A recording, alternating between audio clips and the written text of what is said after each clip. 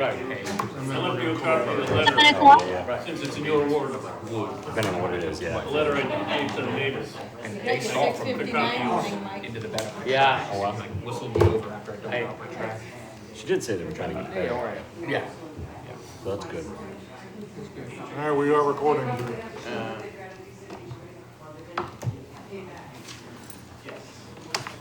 think we could do it like. Tim, when were you there? The rest of City Hall was it. I heard it was great. Yep. You're right, Eric.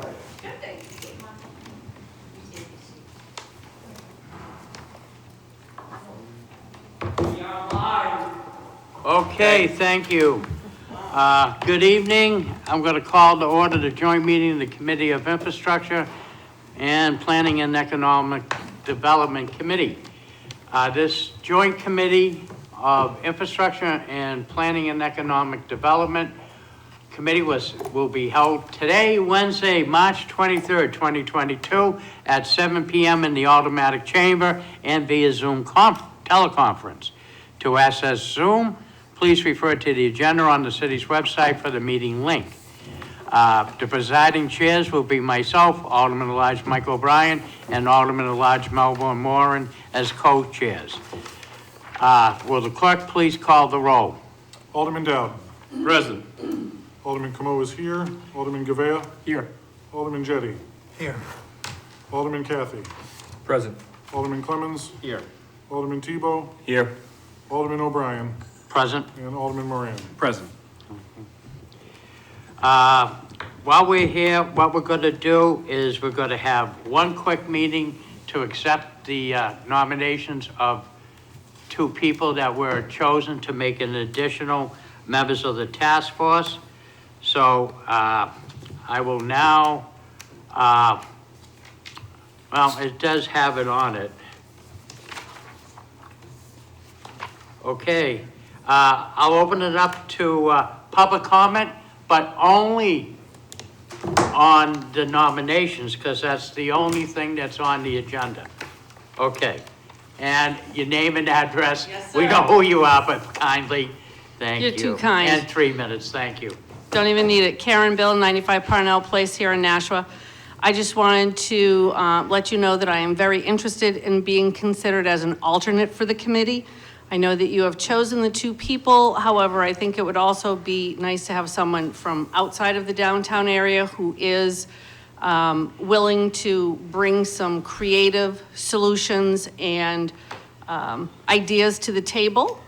So that being said, I just wanted it to be on the record, and if you decide you want an extra person, you can always call me to be the extra person on the committee also, but I would like to be considered an alternate if at all possible. Thank you very much. Okay, anybody else in the chamber that would like to speak? Seeing nobody, anybody on Zoom? We do have one person, Beth Scare. Hi, yeah.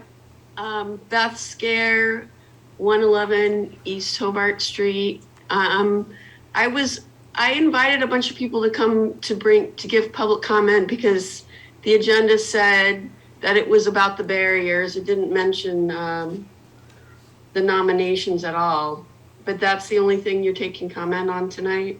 Yes, your comment needs to be on the nominations. Second half of the meeting, we're going to reconvene, just so you understand, ma'am. We're going to recess and then go right into the barriers. So your comment should just be about the nominations.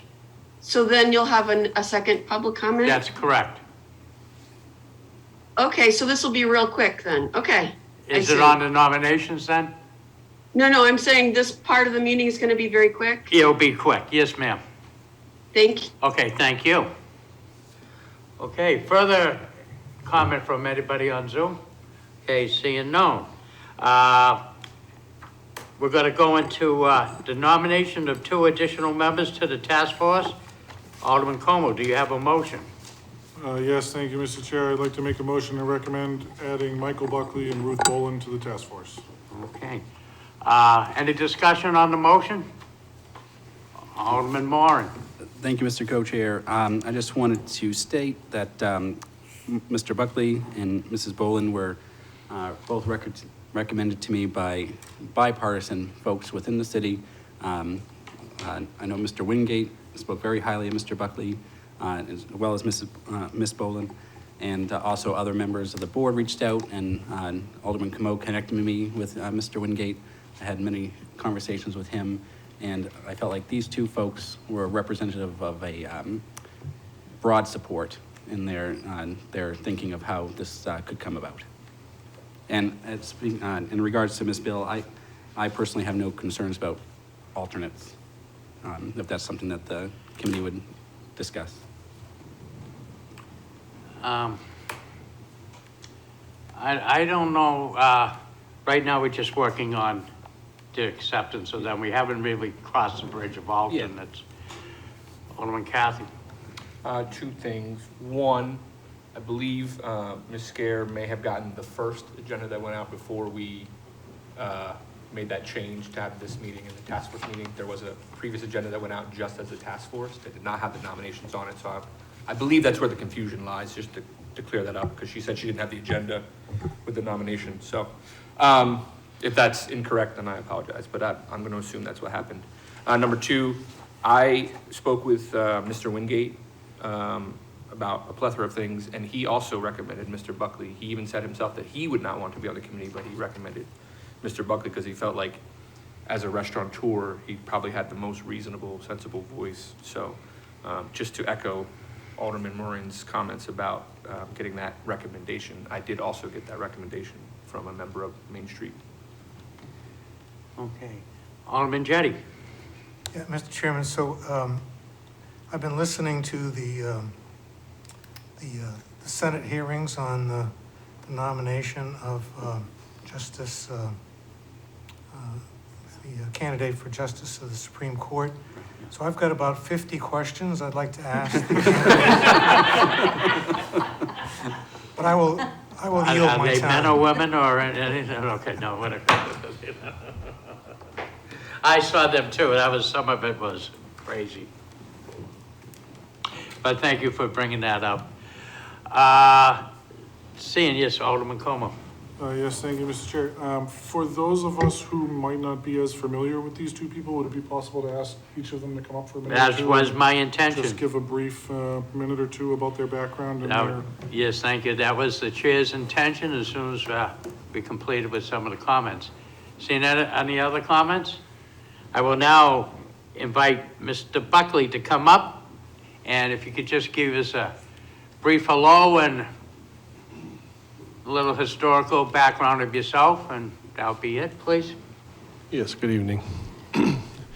As you know, my name is Michael Buckley, and I run Michael Timothy's Dining Group, and we have MT's Local and Surf on Main Street. MT's for 27 years and Surf for 20 years. You know, I've obviously been at quite a few of the different meetings that have been held for various things. Lately, it's been the barriers, and I always try to bring a position that considers all points of view. I like to think big picture and think about the overall health of the downtown and the city and the vibrancy and where it's going in the future, but I also try to really bring in the consideration of the taxpayer, the fellow retailers, and all the people that do business in the downtown. So, you know, I think people ask me to be on the board, and I'm happy to give my perspective, give my point of view.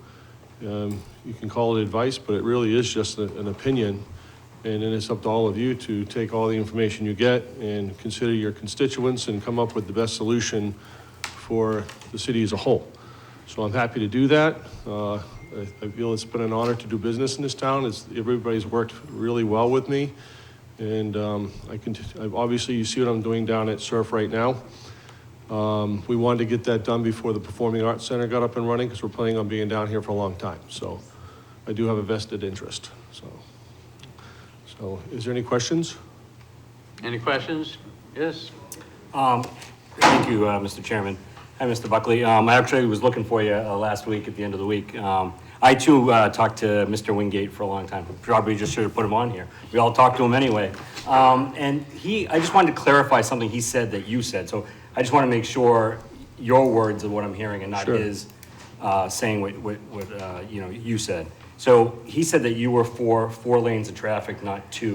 And I just wanted to clear that up to make So I sure did- either way. At the last infrastructure meeting, I did present my points of view, and one of them was if it's possible to have the barriers, eliminate the bike lane and still have the barriers, get maybe not as ample seating as was there, but preserve 4 lanes, I think that would be beneficial to everybody. And maybe also, in the spirit of compromise, help facilitate this thing moving forward. So, yeah, I do think that if there's a way to do it, that would be the best solution, because I know that was brought up at the, I think it was the December 8th meeting with the fire and rescue and the police. So, yeah, if there's a way to do it and get the 4 lanes, I think that should be something that's considered. It's not my decision. All I can do is say, hey, what do I think? And I think Tim's done some work to decongest certain parts of it. I know that's a huge concern for some people, so I'm trying to take into account other people's opinion and say, well, is there a way we can make it work? So I think it should be looked at. I don't know if there is, but I think it should be looked at very seriously. Okay, thank you so much. Yeah. Any other further questions? Okay, thank you, Mr. Buckley. And now I'll invite up Ruth Boland. Would you like to come forward? Hello, I'm Ruth Boland. I own the League of New Hampshire Craftsmen Fine Craft Gallery. I have a vocal cord injury, so this is the way I sound. I apologize. We've been there for 12 years. I also have a background. I worked for BAE Systems for 38 years in finance and contracts. And I'm happy to be on this task force, I believe in compromise and negotiation and just moving things along. So if I can help, great. Will you be able to take questions? Sure. Any questions by members of the board? I have more of a statement. So one of the other reasons why I reached out to Ruth too is she also represents the arts and culture component of downtown, which is a piece of how we make this downtown thriving. And I thought her experience would be unique in this entire task force. Alderman Dow.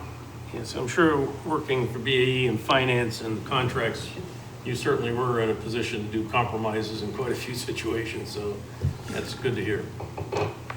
I'm hoping it will be a little more pleasant than some of the negotiations that have been. Okay. And any other questions, members? Okay, seeing none, you can go back for now.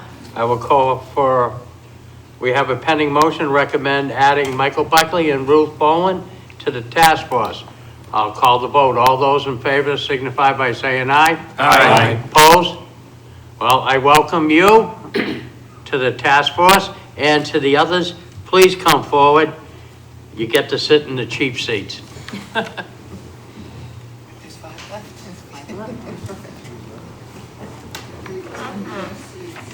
Feel free to sit next to your favorite alderman, or I guarantee nobody will bite.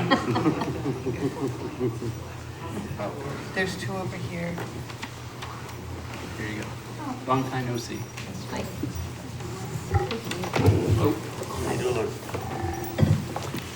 Well, everybody is getting seated. I would like to say, and I hope I speak on the same behalf as the co-chair, but I will recognize the co-chair,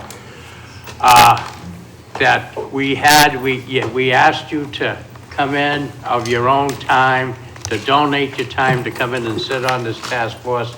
I really appreciate that on behalf of the citizens on this particular project. So I really want to thank you for your dedication and your commitment to community service. And Co-Chair, do you want to add more? Or? I echo those statements, and I think, putting everyone together, we're all neighbors, and I think we can come to some compromise, giving everyone's unique perspectives on this matter. Okay. Very good. All right, welcome. All right, communications, There is none. unfinished business, There is none. new business resolutions, There is none. and new business ordinances. There is none. Okay, at this point, this is where we'll call for public comment, second public comment. Beth Scare? Hi. Beth Scare, 111 East Hobart Street. My comments are my concerns about the barriers going back up. As you've heard many times, but I don't think we can say it enough. There's a lot of concern about first responders being able to get through the traffic, the heavy traffic that can build up. And, you know, that's fire, ambulances, police.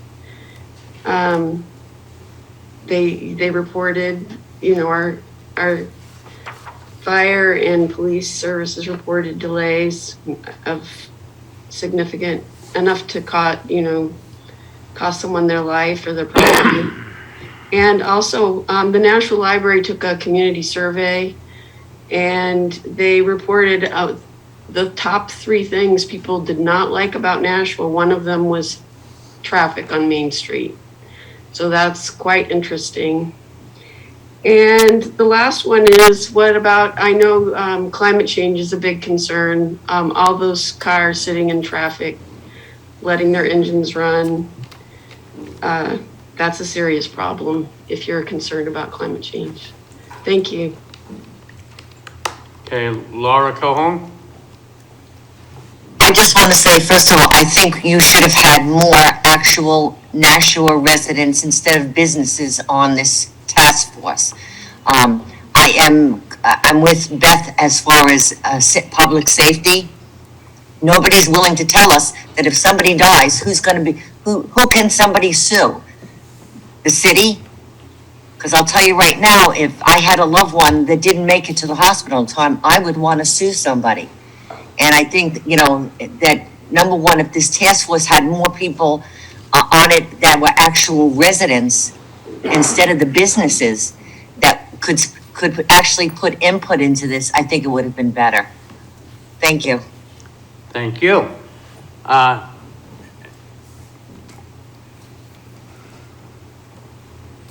Karen Bill, 95 Parnell Place, Nashua.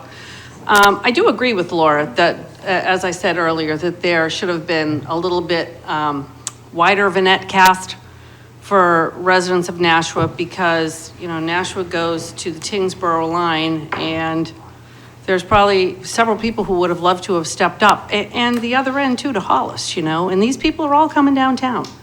So I think it would have behooved you to include, to be a little bit more inclusive versus exclusive of who doesn't fit the downtown mold. And I don't think it's too late to add people, quite honestly. You could decide that tonight amongst your own group. And again, I would like to be one of those people. The other thing is, when we were here for the parking study and Director Cummings had presented the E-version of, this is where the barriers were, this is where they're gonna be, really difficult for people to grasp. I was speaking with some aldermen, more than one, about this. It's really difficult for people to grasp, looking at, you know, a PowerPoint presentation, the barrier here, the barrier there, and it's a lot. What has been done in the past in several administrations within this city is they bring 20 by 30, 40 by 60 dry mounted actual photos. Put them on easels around the room so people can walk around, they can actually look at them with or without their reading glasses, they can see them, they can actually understand it, and if they had a specific question about one area, they can study that one more instead of them just going on an overhead. It's very difficult to really grasp it all and have questions, because then you're going on slide number 3, what about this one? So if I could recommend, I think that would be for all meetings going forward, that those enlargements be presented so that people can look at them and maybe jot down questions if you have them numbered or something, so that, because I'm sure there's going to be more public comment as well. So those are my thoughts and requests, and thank you so much. Thank you. Anybody else from inside the chamber? Seeing no one, Matthew Guthrow.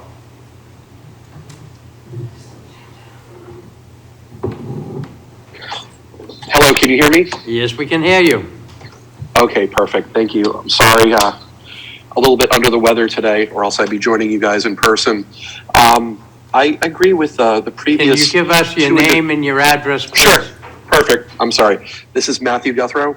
I live at 104 Fawn Lane in Nashua.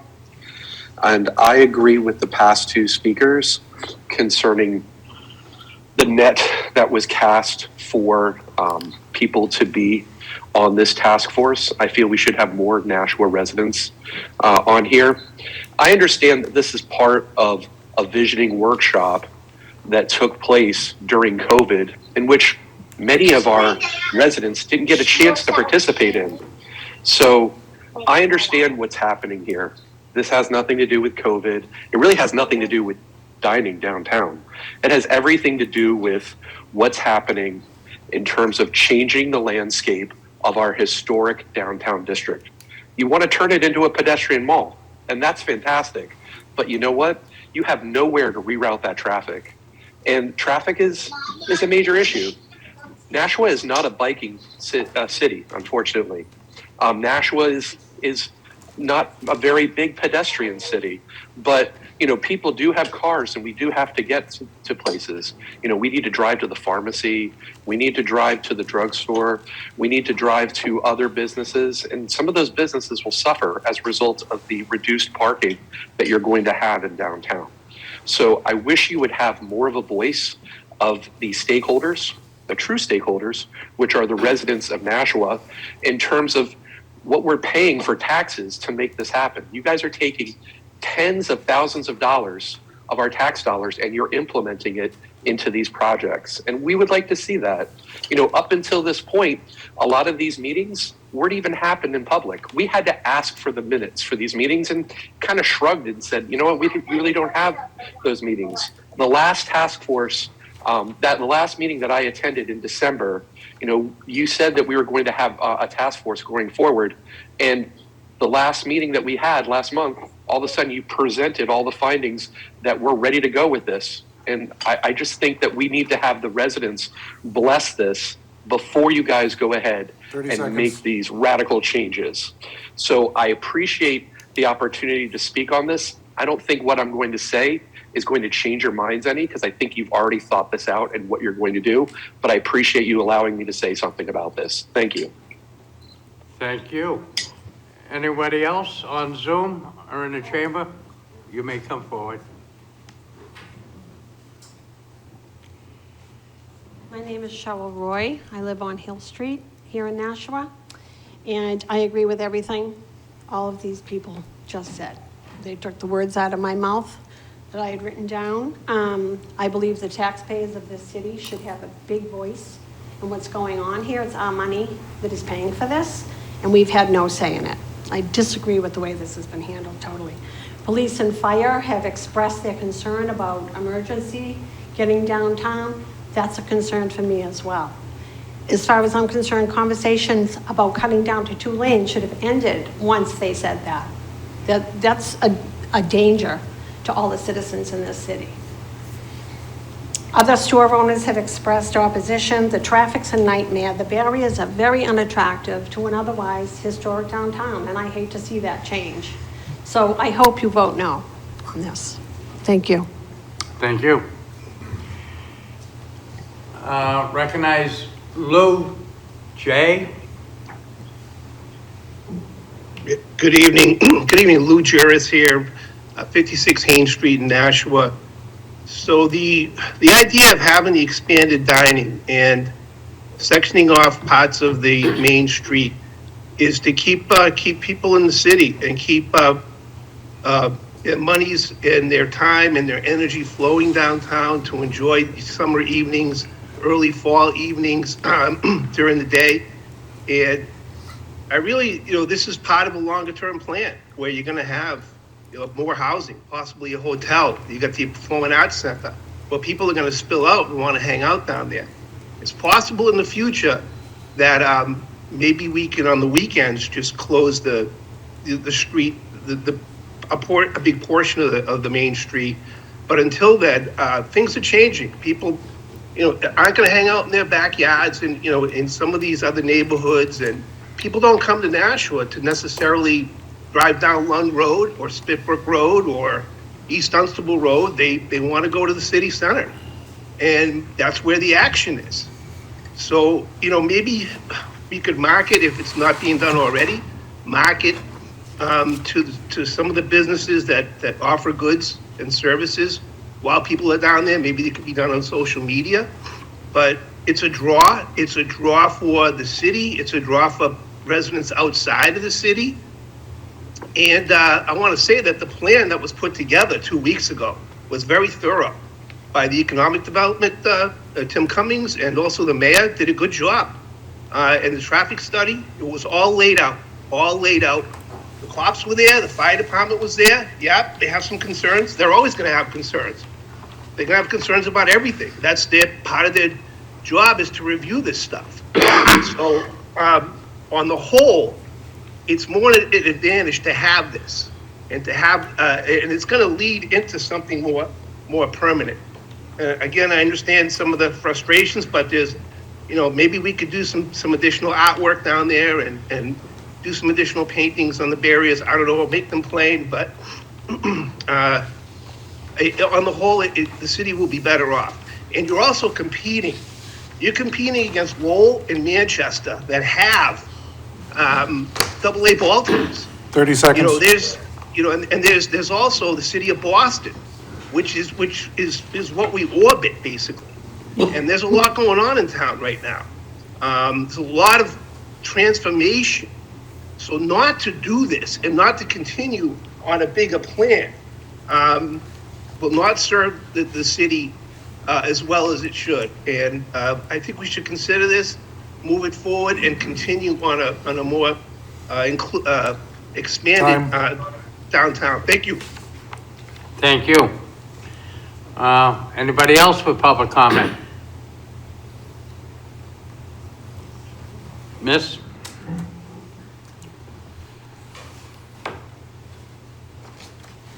Hi, Charlene Selesky, Nashua, New Hampshire, 9 Hill Street. I spoke before, and I'd like to just reiterate my feelings again. I don't feel it's up to the taxpayers of the city to expect the burden of what's happening to downtown. I asked before and suggested before that bring things in for families, bring things in for children. There's nothing. Nashua is not a destination. It's a gate city. I've lived here for 44 years. I've loved living here. I've loved raising my kids here. I have grandkids. I'm 3 generations also. But I don't see the city growing in the direction that accommodates everybody. I only see a few individuals that are making it work for them. So I just would like to say that again. I don't want to see the barriers up. I want to see safety. I want to be able to walk downtown. I really enjoy what I can do in town. The other day I went to get donuts at Crosby's, the Bailey's Ice Cream ones. There was money in the meter. I came out, I had a ticket because I had to wait to get into the store. So it cost me $10 more for my 2 donuts. That's fine. It's fine. It was worth it. But I'm just saying that, it's costing everybody everything, and we all know a lot's going on in Boston with what they can do on Hanover Street and their North End, and they're upset and all of that. But again, we have all suffered with the pandemic, and it's over. It's over. I work in a restaurant. I know what it's like. So I'm not blaming anybody. I'm not saying your success isn't worthy. I'm happy for anybody that has it, but I want to see it to continue for all people and not individuals. That's all I have to say. I'd really like to see it be on the ballot come November. I really would, whether this should continue or not. Thank you for your time. Thank you for your interest. Thank you. Anyone else for public comment? Seeing none, moving on to discussion by Alderman, remarks by Alderman, but however, keep in mind, we're going to get right into the meat of this. So let me clearly say, we have citizens on the board. They're not night owls like aldermen. Understood. So, please, thank you. Alderman Kathy. PI, if I may? Yes, you may. Thank you, Chair. I saw that the ordinance was on the agenda. Is that something we need to untable and then retable as part of the official meeting? That's correct. Okay, because I saw that we skipped over it, so I wasn't sure how we do things generally, so I just wanted to clarify. It will be taken off the table at some point in a future meeting when we come to an agreement. So it doesn't get taken off the table tonight and then retabled? No. Why is Yes, it on Alderman Dow. Why is it on the agenda? Technically, if you're gonna discuss the agenda. Then we need to take it off. You need to take it off the table and then retable it at the end of the meeting. Yeah, that's why we do that in budget. That's correct. So we'll untable it? Yes, but not this meeting. The next one following. Okay, so my clarification. We're going to adjourn very shortly. Right, my clarification question would be, why is it on the agenda if we're not even addressing it? If I may. Mr. Chair? It'll be on the next. I understand that, I'm just. Mr. Chairman? Yes, go ahead. I might be able to answer Alderman Please. Kathy's question. The reason it's on the agenda is it has to be listed on there because we did table it. So so anytime we have a meeting and something's on the table, when we table it, it's on the agenda as tabled. So it doesn't mean that we have to take it up. Okay. But it has to show that whatever legislation is on there, we tabled it and it's there. Okay, that clarifies, thank you, I appreciate it. You're welcome. Thank you, Alderman Theobald. Thank you. All right. So, Alderman Dow, do you have a motion to adjourn? Motion to adjourn. Okay, there's a motion to adjourn. I will now call the order, and we are adjourned at 7:30. Oh, yes, all those in favor signify by saying aye. Aye. Opposed? Thank you. Step ahead he is. Okay, I will now call to order at 7:32 p.m. the meeting of the Committee of Infrastructure and PEDC and the Joint Committee. This is March 23rd, 2022 at 7:32 p.m. in the automatic chamber and via Zoom teleconference. To access Zoom, please refer to the agenda or city's website for the meeting link. The meeting will be presided by Alderman-at-Large Michael O'Brien Sr. and Alderman-at-Large Melbourne Moran as co-chairs. Will the clerk please call the roll, including our new guests? Alderman Dowd. Present. Alderman Camo is here. Alderman Gavale. Here. Alderman Jettie. Here. Alderman Kathy. Present. Alderman Clemmons. Here. Alderman Tebow. Here. Mary Lou Blaisdell. Here. Paul Shea. Here. Kathy Carden-Smith. Here. Michael Buckley. Here. Ruth Boland. Here. Alderman O'Brien. Present. And Alderman Moran. Present. Okay, thank you. I'll now accept public comment. Point of order, Mr. Chair. Yes. There was some request by members of the public to move public comment after we discuss what we're discussing, so they have an idea. We're having it before and after as per. Oh, we're having both? Oh, I didn't Yeah. know we had to do both. Yeah, It the wasn't- previous public comment in the beginning of our traditions. Yeah, there'll be a second one. Oh, okay. Our previous traditions are only items to be discussed on the agenda. My apologies. So, I thought because it wasn't an official meeting, we didn't have to have public comment, and then that way we could move it around? Usually not. I think that has been done in the past, but I think you have stated, and I think it was you before that had stated it, that you wanted public comment. Only for official meetings. Do you want to rescind that? If you don't, you may call for a motion to eliminate public comment. I'm only questioning the actual procedure and process.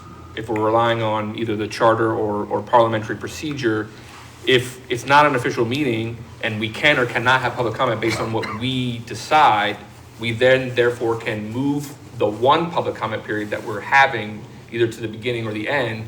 But as the chair, obviously, if you want to have two public comments, I would acquiesce to that. It doesn't matter to me either way. Yeah, just be clear that it's my duty as chair and as co-chair to just facilitate the meeting. you as members have the right to call. If you wanted to make said motion, you could make said motion. I believe that it would be more prudent to only have one public comment after we've discussed what we're discussing. I don't know if I should make a motion on that, or? I think I would like to make a motion. I motion that we move public comment to following our discussion on the downtown barriers and extended outside dining. Thank you, Alderman Moore. Bingo. Okay, there's a motion to move the public comment to the last portion of the meeting. Any discussion on that motion? All those in favor signify by saying aye. Aye. Oh, you're getting kind of late. I will allow it. I know, we were a little too quick for you, Alderman Jettie. Go ahead, sir. Kathy was supposed to wake me up, but she... No, you're fine. You spent too much watching the TV today, which is... So this public comment stuff is, the public has really been asking for it, and, I know a lot of people are tired of hearing it, but it is on the agenda. So, rather than arguing about it, why don't we just move, start the public comment and get it over with, and let's, because people might I was want- going to include two, but... Yeah, so But there is a personally- pending motion, Alderman Jettie. So this is a discussion on the pending motion, right? Right. And so I'm against the pending motion, because I think we ought to have, let the public say what they want to say, and then we can have the discussion, and then they can talk about what we discussed afterwards. I did have Alderman Clemens with his hand up, and then I'll recognize you, Alderman Moore. Thank you, Mr. Chairman. I'm going to support the motion because I think a lot of people that spoke at the last meeting 5 minutes ago. So I mean, I'm all for giving the public the chance to speak, but I think we need to be a little bit using common sense here. And so I don't mind moving it to the end. That way, people can see what we do and then comment on it, and they will get the opportunity to do that. So I'm going to support the motion. Alderman Moore. I think Alderman You Tebow. proceed, sir. You yield? I yield to Alderman Alderman Tebow. Tebow. So this is kind of what I was talking about last week. So last week I complained because the agenda said one thing, and I was told, no, you got to have public comment, even though I was told something different. Tonight, we have public comment first, and now we want to change it again and have two. Why can't we get the agendas right? Like, if we're gonna, I'm okay with public comment, but why can't we get these things right that when we have, and I even asked President Wilshire before, I'm like, so are we only having one public comment here? Because I'm only seeing one. And she's like, yeah, I guess so. That's what the thing says. So I don't know why we change it every time. And I get there's a motion now, and I would support it. If we're only gonna have one, I support it moving to second, but we gotta get this stuff right. We waste too much time on this stuff. Just to answer your question, if it came out with none whatsoever, this board, by the power of the board, could decide whether to have it or not. I didn't say none. So, You told me Alderman none. Cappy. Just to piggyback on Alderman Tebow's comments, last week was a clarification about what constitutes an official meeting and whether or not you have to have public comment based on the city charter, not whether or not it's on the agenda. Whether or not it's on the agenda is irrelevant compared to the city charter, and the city charter for official meeting calls for a public comment in the beginning and a public comment at the end. That was the only thing that we were voting on. And since the task force is not an official meeting, it's not in the charter, we have a little more bandwidth on what we do with public comment. Alderman Moore. I motion to move the vote. Move the motion.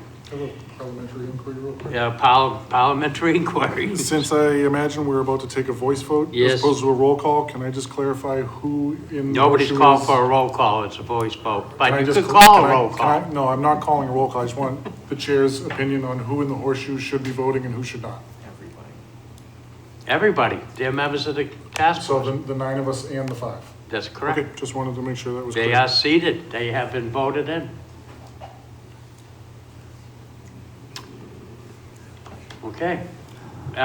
Motion to move the motion, just to make sure I have it correctly. Correct, yeah. The motion, pending motion, is to move the public comment to the second half of the meeting.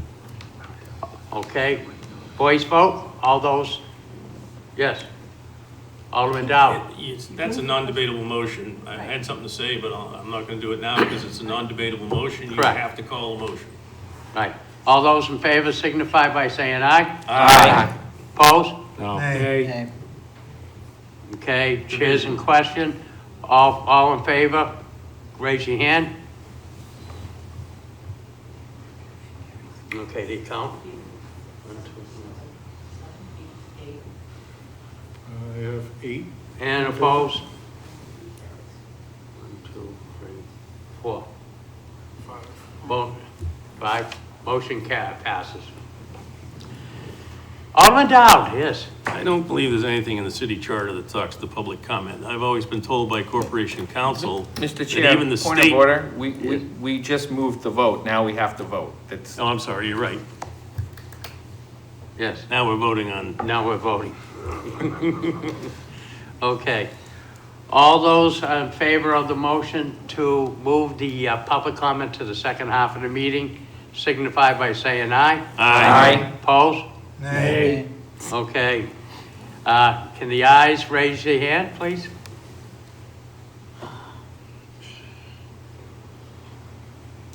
You have 10 in favor? 10 in favor, and the nays? Please have your vote recorded. Motion carries. Okay, Alderman Dowd. And just to reiterate, I do not believe there's anything in the city charter that talks to public comment. I've always been told by Corporation Counsel that there's no state law that requires public comment. I'm not saying we shouldn't have public comment because we want to hear from the public, but it's not required by any law. And that's the decision I've been given by legal many times, whether asked for it or not. So that is the opinion of the legal counsel in the city of Nashua. Also, if we have a working session, then the rules are different. The only difference is if we have a working session and we don't have public comment and we just discuss things among ourselves, we cannot take a vote to pass anything. You can only do that when you have a formal meeting. So the work group would then refer to the meeting. That's the way we've done things forever. When we do the budget meetings, when we're the division directors, that's a working session. There are no votes taken. And we take a vote at the wrap-up session. All right, I would like to, Alderman Jettie, go ahead. Yeah, I hate to bring this up, but Alderman Dowd, it's not in the charter, it's in the ordinance. In fact, it's an ordinance that was last amended by an ordinance that you proposed. It calls for the order of the meeting in the ordinance. Now, that can be waived by a vote of the Board of Aldermen. Yes. But the ordinance does provide for public comment at the beginning for items on the agenda and public comment at the end for items that, other items. It's not part of the city charter. Excuse me, I'm gonna have to gavel because we seem to be going everywhere down the road, except for where we're supposed to be going. thank you. And as your chairman, I would like to facilitate this meeting. This all can be discussed, and I do highly recommend we have legal officers upstairs, and I'm sure they'll be able to assist anybody with any of their questions. But right now, we have a task. And the task before us, again, I'm willing to stay to midnight, but the thing is, we do have some other people with us that have busy schedules. So I think they would appreciate if we do what we do best, is to get down to business here. So I hope you will join me in that type of thought. Thank you. Now, with that, I'm looking for a motion to remove from the table. I don't Yes. think, You're right, so we can discuss it. Correct. Just, Correct. right, Rick, we have to take it off the table to discuss Yes. it. You're gonna discuss the motion, you have to. So make a motion to, just to take it off the table. All right, I'll make a motion to 028. remove 022008 from the table. Okay. All those, and this is the point, is a motion, just to discuss it, but all those in favor signify by saying aye. Aye. Opposed? Thank you all. Okay, now we can discuss it. Okay, and Mr. Cummings, You might as well join us up here too. You think you're gonna get off easy? He looks real thrilled. Okay, to facilitate this and to get in, we've all heard a lot of stories, and to Director Cummings too. This is the opportunity to bring up the difference between fact and myth, okay? And I know there's some things that we really wanted to get clear with this, and then to make a decision so we can get going. So with that, what is the pleasure of the board? Do you want Mr. Cummings to start with the whole complete presentation again? Yes. Or do you want him to put it up and to go into the particular changes? What is the flavor of the board? Discussion? Yes, Commissioner Shea. I've seen the renderings and have a good idea of what they all mean, but I'd appreciate if Director Cummings could go into it for us tonight. If I could, Mr. Chair.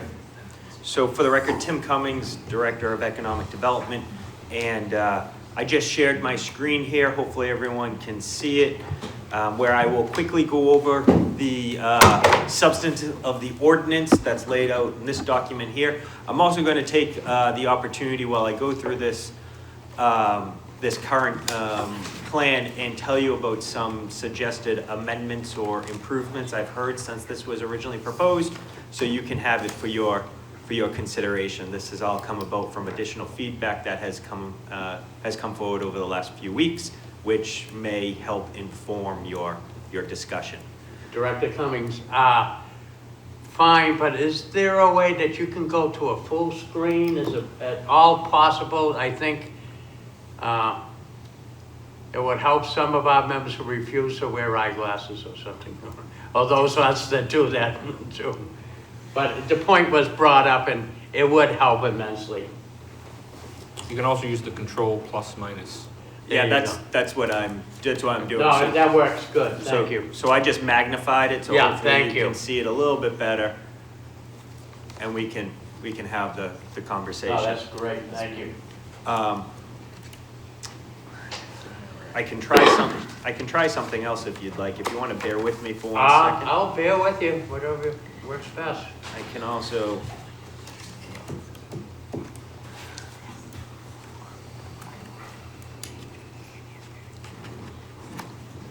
I'm going to try this. This may be of interest and easier for everyone.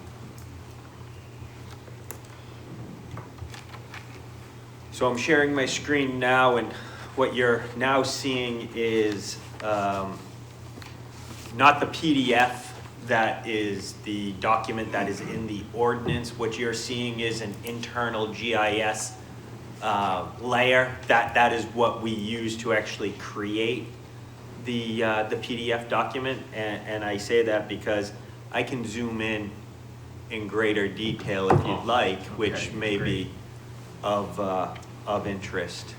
Yes, and also Director Cummings, if I remember my dealings with GIS, that does have a measuring and that you can measure and everything with it? It does, okay, Mr. Thank Chair. you. Okay, so it's a little bit harder for me to maneuver, but You're doing a fine job. I think everybody can see it. That's good. Okay, so so just starting out here, we're going to be here at the top here of Clinton Street. No changes as previous to last year. This is pretty much how it was all settled, and no recommended changes here. Continuing on down the path here, this is where you're going to see the biggest change. Where last year you had Peddler's Daughter with some form of barriers.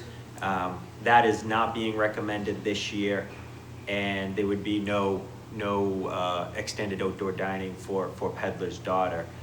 With the extended Peddler's Daughter last year, there was a need for some sort of traffic calming in and around what we refer to as the Telegraph Building. That prohibited some parking along here, as well as some traffic calming measures that went into the travel lanes. Because there's no Peddler's Daughter type of extended outdoor dining, there's no need for that type of traffic calming to occur. So all that's been removed, which adds in the parking back in and allows for the free flowing of traffic. I'll note on the participating remotely this evening, we have Dan Hudson, the city engineer, and also Matt Sullivan, the community development director. If specific technical questions arise, but essentially the input from the engineering department was making this one change will have an improvement. It will reverberate back through the downtown because we've increased capacity. So this is something that the engineering department felt very strongly in seeing move forward that would help address the traffic congestion that was previously raised as a concern. On the opposite side of the street, no real changes here. You will have traffic calming start. Now, just as strongly as the engineering department liked the idea of no barriers in front of Peddler's Daughter, they are very strong in their opinion that the narrowing of Main Street happened before Water Street, because once it gets post Water Street onto Main Street, it would be unsafe and not something that they would recommend. So that is why you see the particular narrowing occur, in just before Water Street, what is typically referred to as the Darrell's Piano building. I know previously when we met, we had a question raised as to whether they needed to be quote-unquote New Jersey barriers. I have asked that question to our city engineer. The response I got back was it doesn't necessarily need to be New Jersey barriers, except for when it's like just the start of the traffic calming. I think there and in other areas, I think there was public safety concerns that if it was something other than a New Jersey barrier, that may raise concerns. But if there was something else that wanted to be done that would enhance the aesthetic, I believe that folks would be open to that conversation. So continuing on down here. This is the block where you'll see the most changes. Last year on the most westerly side, this all had outdoor dining and the extended outdoor barriers, the extended outdoor dining that allowed for the barriers to be put in place. This year, we're recommending all this parking to be opened up with, depending on the color, orange being zone 1, 90-minute parking, green being drop zone, 15-minute type parking. Added in, which again increases capacity immensely for parking that would benefit the entire neighborhood, not just the frontage. So I know there's people on the opposite side of the street that do have barriers. They would be able to take advantage of this parking.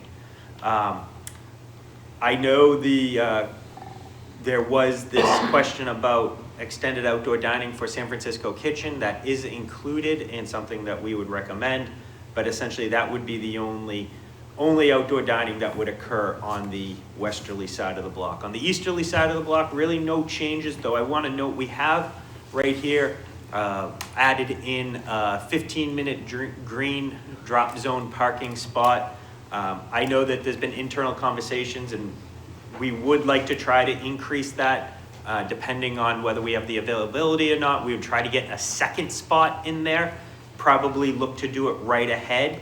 So if you will, a recommendation I would make would just to tighten it up a little bit, like right here, which would allow for, you'll have the one and you'd have a second spot.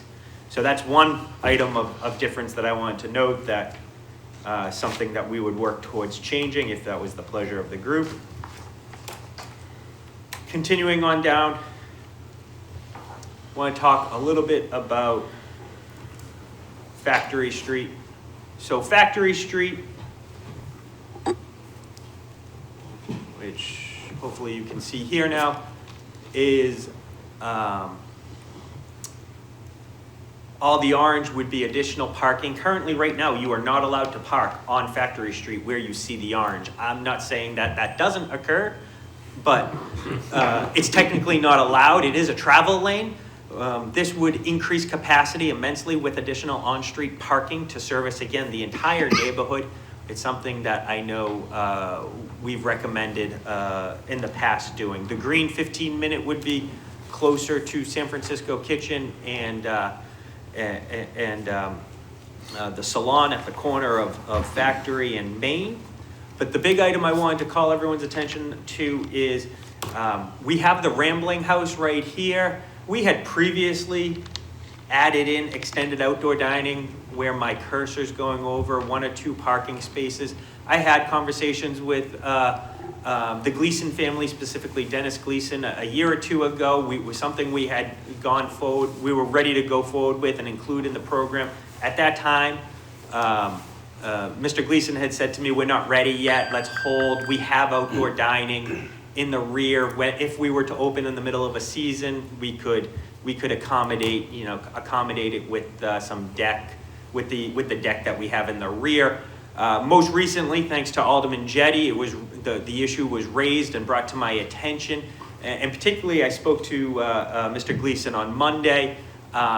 There's an ADA issue actually, and we want to make sure we're able to provide equal access to outdoor dining to everyone. So he is interested in having some sort of outdoor dining here. So I would recommend that we look to amend this plan to include 1 or 2 spaces right here. That would be a loss of potentially some on-street parking, but I'll show you where we'll make it up later on in this plan. And I think that would be a worthwhile endeavor that this group, again, consider entertaining.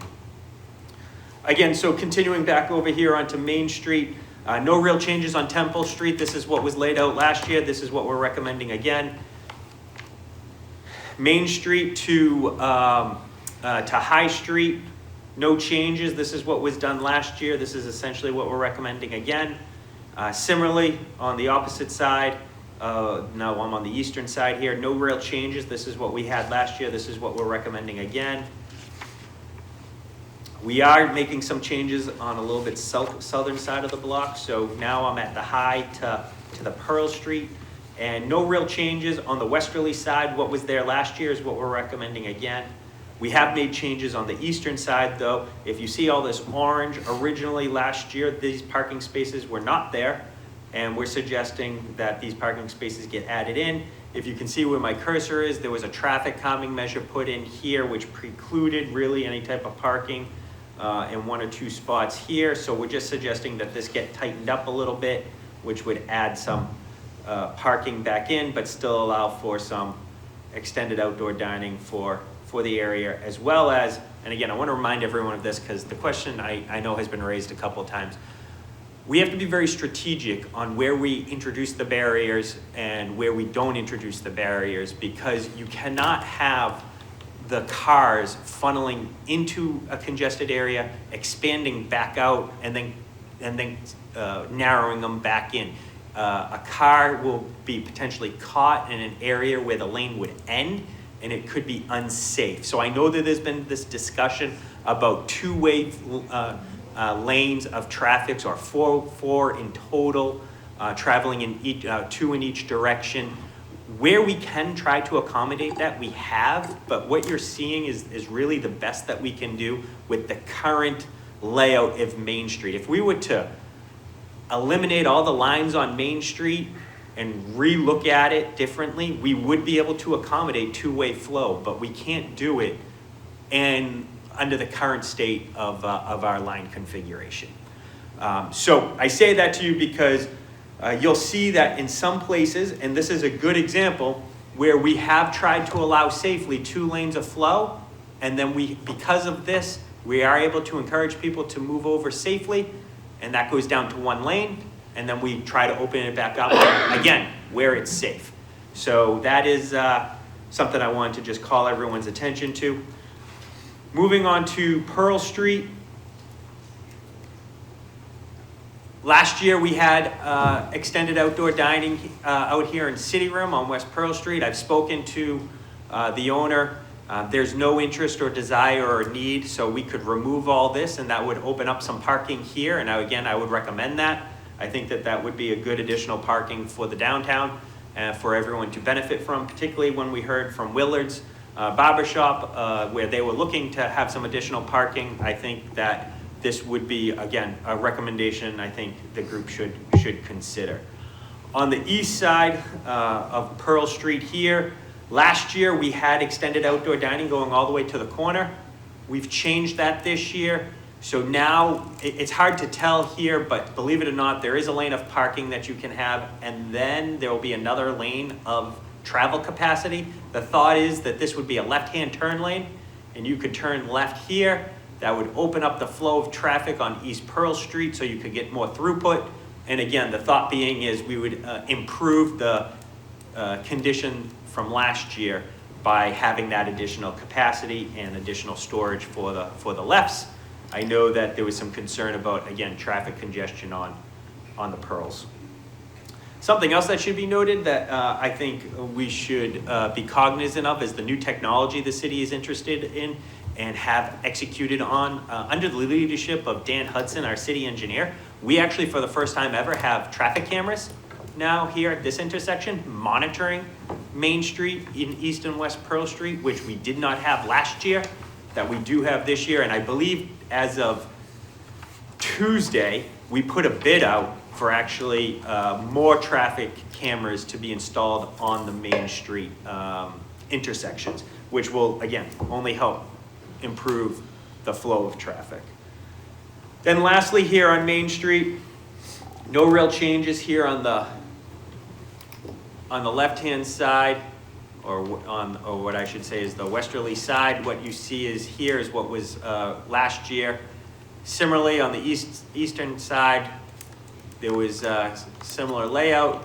The only difference really is down here you had more traffic calming and interference with parking spaces, which has been tightened up, so allowing some more parking right in through here. Essentially, those are the major changes from last year to this year. I've pointed out the 3 or so changes that I think if you made, you'd be improving the plan. And I'll leave my comments there. Thank you, Mr. Chair. Thank you, Director Cummings. Now, it's not that don't want to have questions. I want to get the flavor of the board as a facilitator here. I would like to, Director Cummings, if it's agreed to members of the board, to go up to the top, the north, the first slide that we saw, and let's work it down in an organized manner, because I don't want to be spinning the wheels, no pun intended, going north to south, east to west, and everything. I would like to take it block by block, questions, and when we agree or disagree, but if we agree, we can TA it and not have to revisit. But at any time, it could be brought up again. So if we're all in favor of that, everybody, we could do it with a straw vote. Yes. I don't know if it's supposed to raise my hand now or not. This is very confusing to me, but I was just wondering if I've heard a lot of talk about like a whole slightly different concept that people have been talking about, whereas the extended parking would only go into the parking spots and then we would have 2 lanes in each direction. And I think it might be helpful to discuss that concept as it would address the entire Main Street and everything that's involved rather than, the block by block details. Director Cummings, do you want to answer the 2 lanes? It won't work. I mean, that's why I've tried saying politely now a couple times. I don't know how else to say it, but under the current configuration, you're not going to be able to accomplish both goals. I guess I don't understand why that is. Can you give an example of that? Am I not allowed to talk now? To help facilitate this, Mr. Hudson, are you available? Yes, I am, Mr. Chair. Mr. Hudson, by your engineering expertise, have you looked at the 2 versus 4 lanes issue? Yes, Mr. Chair. I mean, I think what's being described is using only the parking areas for extending the outdoor dining, which would leave the 4 lanes of the existing travel lanes remaining. That has been talked about possibly with, they call them parklets, but basically a level platform that extends the sidewalk. Barriers won't work to create those areas because barriers are about 2 feet wide, and those parking lanes are only about 8 feet wide. So by the time you put a barrier in the parking lane, there's hardly any space left for tables and chairs and that sort of thing. So it's kind of an either or. And what's been discussed about the parklets, I mean, if you were going to try to do parklets all along Main Street, that's very cost prohibitive.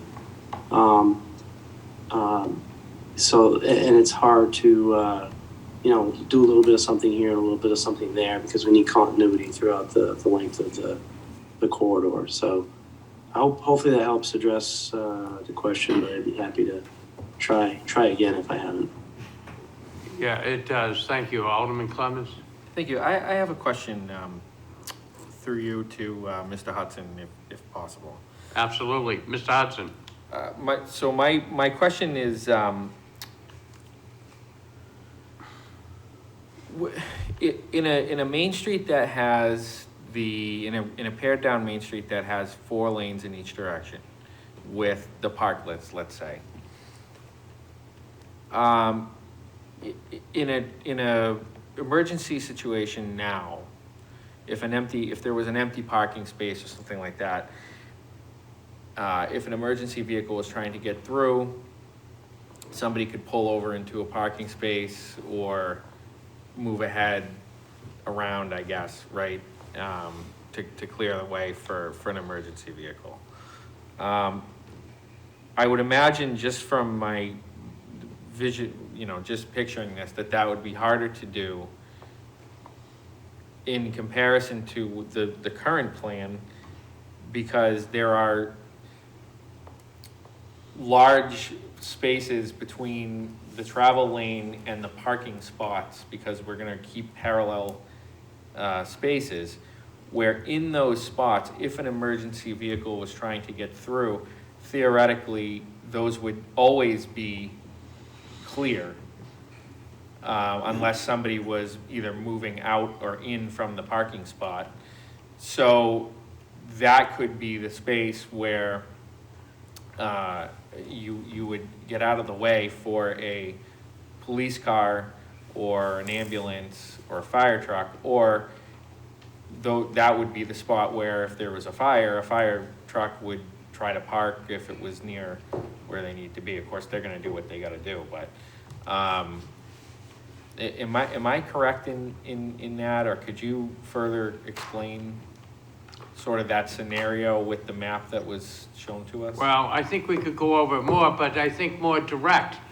These plans have been reviewed by both the police and by the fire, and there seems to be, unfortunately, misinformation. People interpret, and maybe it's because we didn't really get that information out, but you got to understand, there's been a lot of meetings with this, you know what I mean, to discuss this.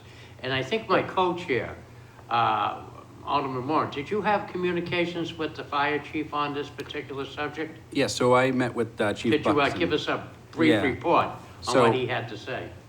In my role as the liaison to Nashua Fire Rescue, I met with Chief Buxton, and obviously this came up. He, and I don't want to misrepresent his words, but he was here at the last public hearing. I think his concern was this plan, he can't respond to what the delay in response time would be, because it hasn't been implemented yet. He was on, their position prior was that the previous plan reduced response time. He had concerns about the safety impact rating on the parklets versus the barriers, because someone comes down Main Street speeding, and the barriers are going to absorb that brunt of that force of the parklet wouldn't. And he was very clear, it's not his role to say whether this should happen or not. He wanted to express that he had concerns about the previous plan response time. This is different. He would obviously track it and report back, and that the impact concerns the barriers versus the parklets. Those are the 3 main things we discussed during that meeting. In the past too, in conversation with Chief Buxton, when the fire department does times, this I can speak from my own experience, they go with turnout, but it fluctuates with time of day, and I think everybody with common knowledge could appreciate that. That an engine company getting out the door and, of course, it's getting woken up out of a dead sleep and responding. They actually do time that. A firefighter is supposed to be fully ready to go within 1 minute from receipt of the alarm, and that's from a dead sleep. But, you know, a lot of variables. There's traffic, hurricanes and snowfalls and different stuff. So to blame on one particular event over another. And then again, is time. You know, traffic at midnight is a lot different than traffic at 4 in the afternoon. So, you know, you balance out the wheel on that. Alderman Clee. Thank you, Mr. Chair. In relations to the emergency vehicles that we're talking about, I remember not too long ago at a Board of Aldermen meeting, there was funding that was, and it may not have been, it might have been in finance, that was talked about to bring the lights back into sync with the emergency, where they would set them off, and they talked about it going further with the ambulance and so on.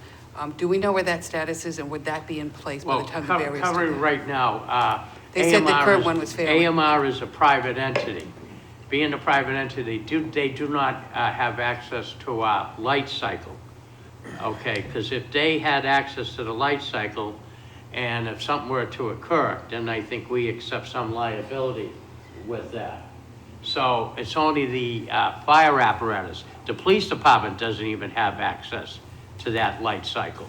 And I think you got to keep that in mind. But for the industry, it's called an opticon system. Again, other people basically say, when those are activated, it sends an infrared, well, it used to be infrared, but an emitter out, and all lights within that lane of traffic turn green automatically. May I follow up, sir? Yes. Thank you. And I saw Mr. Director Cummings' hand up too. I think they're trying to put in a new system that will possibly include AMR, will include police, will include all, because the current system is failing, and right. That was kind of my question. That's probably have to be decided by the power. But it's already moving Right. in place, so perhaps Director Cummings can answer that. So nothing has been finalized or approved, and this body would be one of the bodies that may have to approve it, Right. being the full Board of Aldermen. But we have two different pathways to have that particular project funded. We have it potentially through our own ARPA funding, which I believe the mayor had alluded to at the most recent meeting where this was discussed, where he would be looking to bring this forward. It would be for fire as being in the first position, police being in the second position, to be determined, but I think it would be DPW for snow removal reasons, and then fourth would be actually transit and the buses, which actually would help efficiency on bus routes, which would help gain us more federal monies from our federal formula reimbursement. But also we're looking to try to take a little bit more of a regional approach, because we have hospitals in the area, and we're looking at the hospital's catchment area. And actually with the conversation with Alderman Clemens a week or so ago, we thought about maybe tapping into the Hillsborough County ARPA funding and seeing if maybe we could use a county approach to the 9 surrounding communities that all get serviced by our hospitals to try to get all on the same page, which would actually be more beneficial. So that's a long answer to your question to tell you we are working very hard on it, and I think you're going to see something in the coming weeks on it. May I just one quick follow-up, if you don't mind? Follow-up. I'm sorry. I know there was something that came through, and it may have been finance. I don't know why my mind is foggy as to which one it was, but something did come up. It was presented, and I think fire may have been the one that presented it, because the current system has failed. It is no longer working properly. So they're coming in with it, right. They're coming in with a new system, and this system would have the growth of what I think Director Cummings was talking about. So. It used to be anybody that go to Radio Shack with one of those party lights, they could have tripped it, but we didn't put that out there. Alderman Kathy. Thank you, Mr. Chair. I do have a thought, but I did see that Ms. Carden-Smith had her hands up, and since we always get to talk, I'll have to yield if she had a question. Jump over there next. Yeah, okay, all right. I saw you, I didn't want your fingers to go to That's fine. I just don't want to gobble up all the time since they're gracing us with their presence. Mr. Cummings, with all due respect, I do find it difficult as a member of the board to be told that this proposal is my only option or my only proposal parklets aren't an option, 4 lanes aren't an option, when the barrier proposal is a proposal that we discuss about how we want to move our city forward. It is difficult to be told, this is the only option, or not necessarily this, exactly where the barriers are, but really what we're then discussing is what storefronts do they go in front of? And that's basically about it.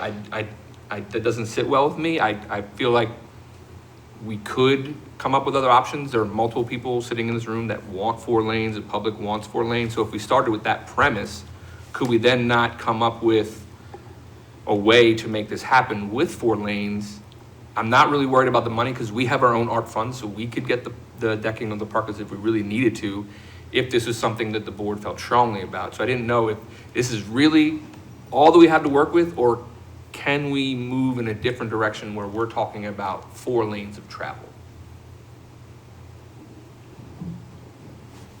You can choose not to. No, I mean, you can all decide what you'd like to do. That's And exactly. if you want to do something different, you can do something different. This was the recommended approach based on the technical expertise of in-house experts that you have, as what they recommended as the best approach. If in your collective wisdom you decide to go in a different direction, you absolutely can do that. I will just tell you the trade-offs, the pros and cons to any decision that you make. Quick Follow-up? Bearing that in mind, recommendation to the chair for facilitating the meeting, would it not be then more efficient to decide if we're going 4 lanes before we go block by block, because that'll affect block by block how we do things. So up front, we need to know how many lanes of traffic we're dealing with before we start placing barriers and whatnot. That's just a suggestion, but those are my thoughts. I'm with that. Yeah, we could declare a vote, but I'll go, before we call for it, you've been patiently, Kathy, waiting. Yeah, I agree with John. I think that the plan is in force, sort of, and I think, again, Tim's done a great job of tweaking it. But can't we start with the 4 lanes and then build the plan on that, okay? Now, we're just saying that the barriers that we have that, people might want to paint and have them more plain, that's great. I'm all for that. But when I look out at the front of my building, the bike lane is being eliminated. So if you put that barrier right on the line, that half of it is in the bike lane and half of it is in the parking space, basically, Michael might be able to help me better with this. I mean, you should be able to get tables for 4 in that space, keeping your 4 lanes of traffic, keeping the existing barriers for now, and, how much area are we gonna have? Was it Dan, the town engineer? Dan Hudson. Yeah, how much space do we need to have between the barrier and that first lane of traffic? I mean, a parking space is wide enough for a car, obviously, put it right half and half. So it's half in the bike lane, half in the parking spot. And you should, to me, it would seem that you could get some tables in there. So the other thing I wanted to bring up, and Mary Lou and I have talked many times on this, I love the idea that the parking lights, not the parking lights, but the street lights are getting synchronized and so forth. But we also need to slow the traffic down. So when you go into a condo complex or any kind of apartment, kind of gated community, they always have some kind of speed type thing. Wouldn't it be prudent for us to buy some kind of temporary speed bumps that aren't huge, just a small one, and put those at strategic places? Maybe, sort of at City Hall and then down by the bridge or something, to slow that traffic down for when they are coming into the eating area, and especially with our little islands that have, the street lights and the walking lights. So those are a couple of things that I thought might, Right.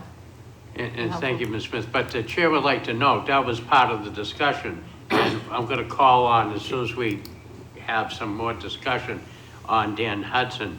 But that was part of the discussion. By going to 2 lanes would naturally slow down the traffic.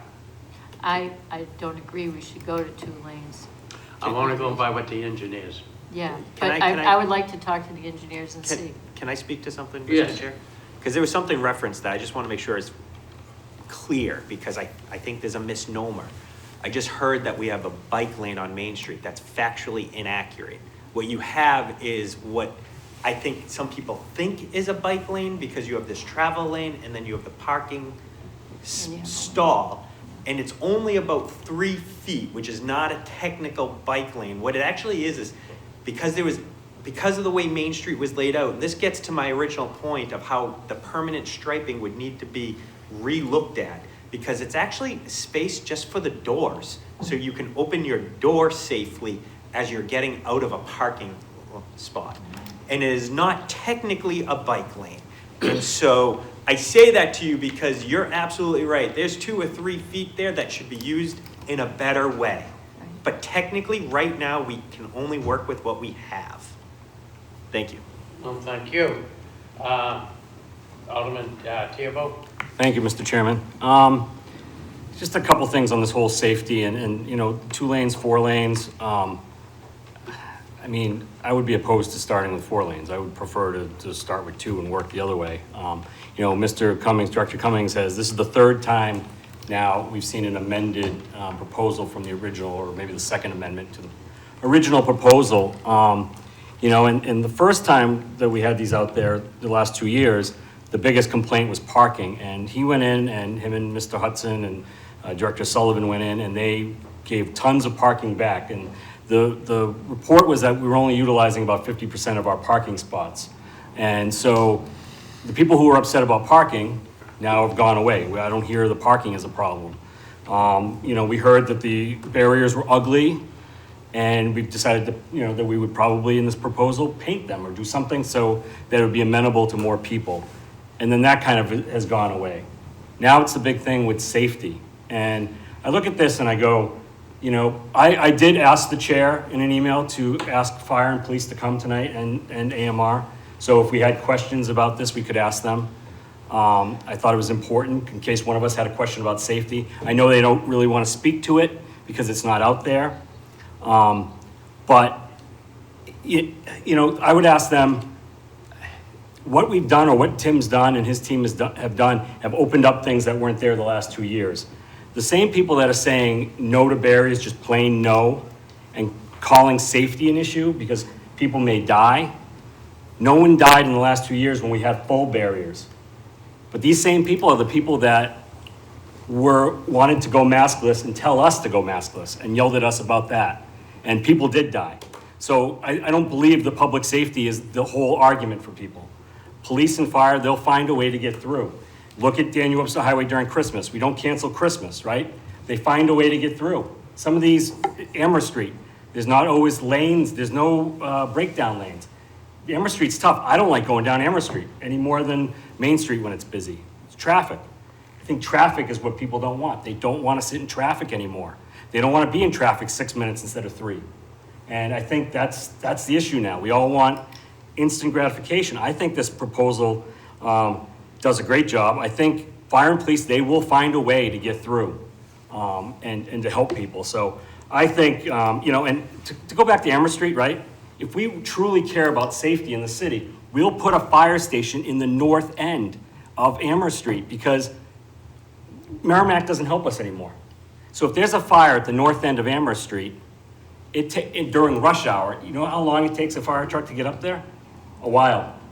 Nobody says, hey, let's spend a bunch of money, let's use ARPA funds to throw up a fire station down there, even though we had land there. So I don't buy the safety issue. I think we can get there. They can get there if need be. And I think some of the things that we've opened up here in this plan are good. That doesn't mean we can't amend some more. To Alderman Cathy's point, I don't think Tim's not coming here and saying, this is our proposal, we will not touch anything else on this, take it or leave it. He's not saying that. We can certainly, if Alderman Cathy wants to take time to redo this whole plan and bring it back to the board, we could. The problem is we're going to find time is an issue here to get this out. And I think to a certain extent, most of us want something, whether it's 4 lanes, 2 lanes, we want something out there for extended dining. And I think we need to get down to figuring what that looks like. So, thank you. Anybody else? Alderman Dowd? Yeah, I've got a few points, not that I'm recommending any of them, I'm just throwing them out there. And Dan Sullivan's on. There was alternative barriers on Pearl Street last year that aren't as wide. The orange barriers that we use in construction aren't as wide. I don't know if we want the yellow, orange color, but there are other alternatives for barriers, at least along where the dining is. I would still suggest concrete barriers on either end of a restaurant. But the other thing is, city traffic lanes are how wide? And I believe if there's a fire vehicle or police vehicle coming, there's enough room for the cars, even if there's 4 of them, to move aside to get something through the middle of them. That was my question. Now, the one issue we do have in some places is those islands in the middle of the street, which at some point we probably ought to remove. I agree. The crosswalks are fine, but those islands screw the whole thing up, and even parades. Go ahead, Helen. So, a couple other things. Ones, there are 6 fire stations in the city of Nashua. If there's a fire, the only place we have an issue is if the fire's downtown. And if there's a fire downtown, I can assure you the trucks, the cars that are on Main Street are gonna wanna get the heck out of there fast. And the fire trucks will be right behind them. And the Octagon system is something that the fire department's been after for a couple of years, the last couple of fire chiefs. And that new system, because if there's an emergency, by the time they leave the station, they can turn every one of those lights green in one direction, red in the other direction, and clear Main Street. Just a thought. The other thing is, I think that perhaps during certain hours, we ought to bar large trucks from Main Street, especially 18-wheelers. There's no reason for them to go downtown. If they're doing deliveries, we should limit the delivery times. And even with 4 lanes of traffic, you get UPS and FedEx trucks parked right in the travel lane and screw traffic up. And we could fix that. Another thing we could do is we could limit the speed limit on Main Street to 20 miles an hour, but we'd probably have to have police officers down there during the evening dining hours to make sure that it's enforced. Let's see if I missed anything. Another question we might have is, when are they repaving Main Street? Because that'd be a good time to repaint all the lines. And yeah, so, and the other question I guess I have for the city engineer is, do we have a capability at DPW, since they can control all the traffic lights, turn them all green manually? Mr. Hudson? Oh boy, there's a lot there. We're taking notes. Yeah. Did you catch his bit on? Well, let me just try to respond to a few things. So, I echo what Mr. Cummings said about the bike lanes. We don't have bike lanes right now. Last year during the dining, last couple of years during the dining, we widened. We set the barriers at a 5-foot offset from the travel lanes. We actually created a 5-foot bike lane where none existed. Last year we had the reflectorized things, which didn't go great because they were blowing over and that sort of thing. So I think what we're thinking is we wouldn't use those again, but we would preserve that width. That 5 feet off the edge of the single travel lane does provide an area for somebody to pull over to help let the emergency vehicles by. As was noted, there is the center lane for the majority of the corridor, and that's another way that emergency vehicles can get around, but certainly I'm not the expert on emergency vehicle navigating a response, so they'd be better to address that.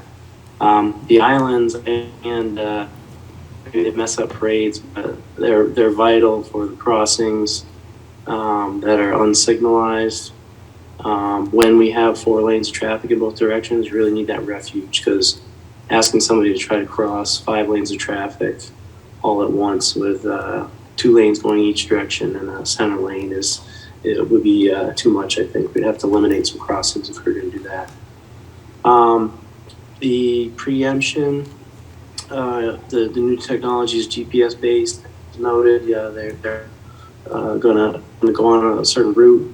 So, green light can happen quicker because, they have a planned route, so that would be an improvement. I'm not fully up to speed on that technology, but it does sound promising. There's not an easy way for us to manually turn one-way green remotely. We do have the capability to remotely connect and cycle through phases if we need to, but that'd be more like an emergency response sort of a thing. We might implement a plan, say that if something happened on the turnpike, that we could prioritize mainline green to try to process traffic with people diverting, but that'd be like a kind of emergency management plan. As Mr. Cummings said, we are seeking, or we have a bid out for additional cameras on Main Street. Those cameras provide the capability of doing traffic counts 24/7, 365. So that will give us a lot more data, and with that data, we can better prioritize or better manage the green splits between the Main Street progression and the side streets. So we would hope, every place we put those cameras up, we've seen better traffic operations. They just work a lot better than the loops. So that we would expect some improvement there. But also with those systems, we're gonna learn a lot more over time and be able to better set the system up to do a better job of managing traffic. So let me know what I missed. That's pretty good. The width of the lanes. Width of the lane? The width of the lane, sure. So the width of the lanes, they're about 11 feet wide. And then as was described by Mr. Cummings, there's a 2 to 3 foot shoulder, and then there's the 8-foot parking stalls. So it is correct, if we put the barrier right on that shoulder line, then that would provide probably about 8 feet for dining. But I wouldn't recommend doing that. There's when you have traffic traveling, you don't want it right up tight against a hard obstruction like that. There should be an offset of about 2 feet or so minimum. So I think if you were going to place the barriers, you probably want to keep that 2 to 3 foot shoulder and place the barrier along the parking line, as I had said previously. So. And how wide are the center orange lane? barriers? Sorry, what was that? How wide is the center lane? Let's see. I got not on your screen, but I have a screen up here. Let me scale off, similar to what Mr. Cummings has. I just picked a spot on Main Street and it was 9 feet wide. Thank you. Okay, I have Alderman Como who's been patiently waiting. I did not have my hand. You did earlier. Oh. Okay, Mary Lou, you did? Yeah, I have a question. You have fine? Comment. Are you good? No, I have a comment. This is your moment. Okay, the statement has been made that it's either this or nothing. I think that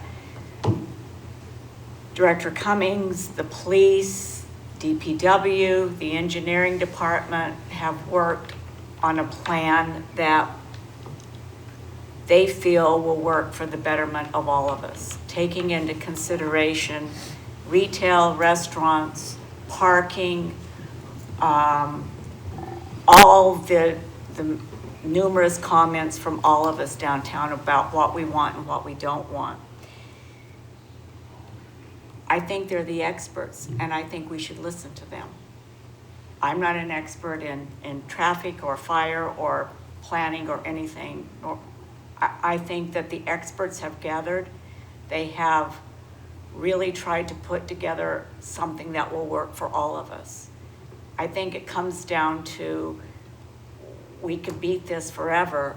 Do we accept the experts' plan for barriers, or do we not accept it? We don't have time to keep going over it and over it and over it. We have to make a decision and move forward on it.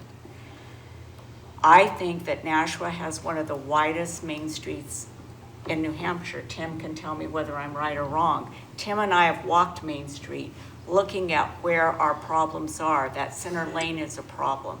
Those outlets are a problem. We have extremely wide main streets. I'm downtown, Ruth is downtown, Kathy, we're downtown every day. Traffic flies up and down Main Street. By the grace of God, no one's been killed yet, but it's going to happen in those crosswalks or somewhere. Traffic has to slow down on Main Street. I personally feel the barrier program slowed that down. As someone said a minute ago, people are impatient. If we got these lights synchronized, I think that would make a huge difference in traffic flowing at a reasonable pace.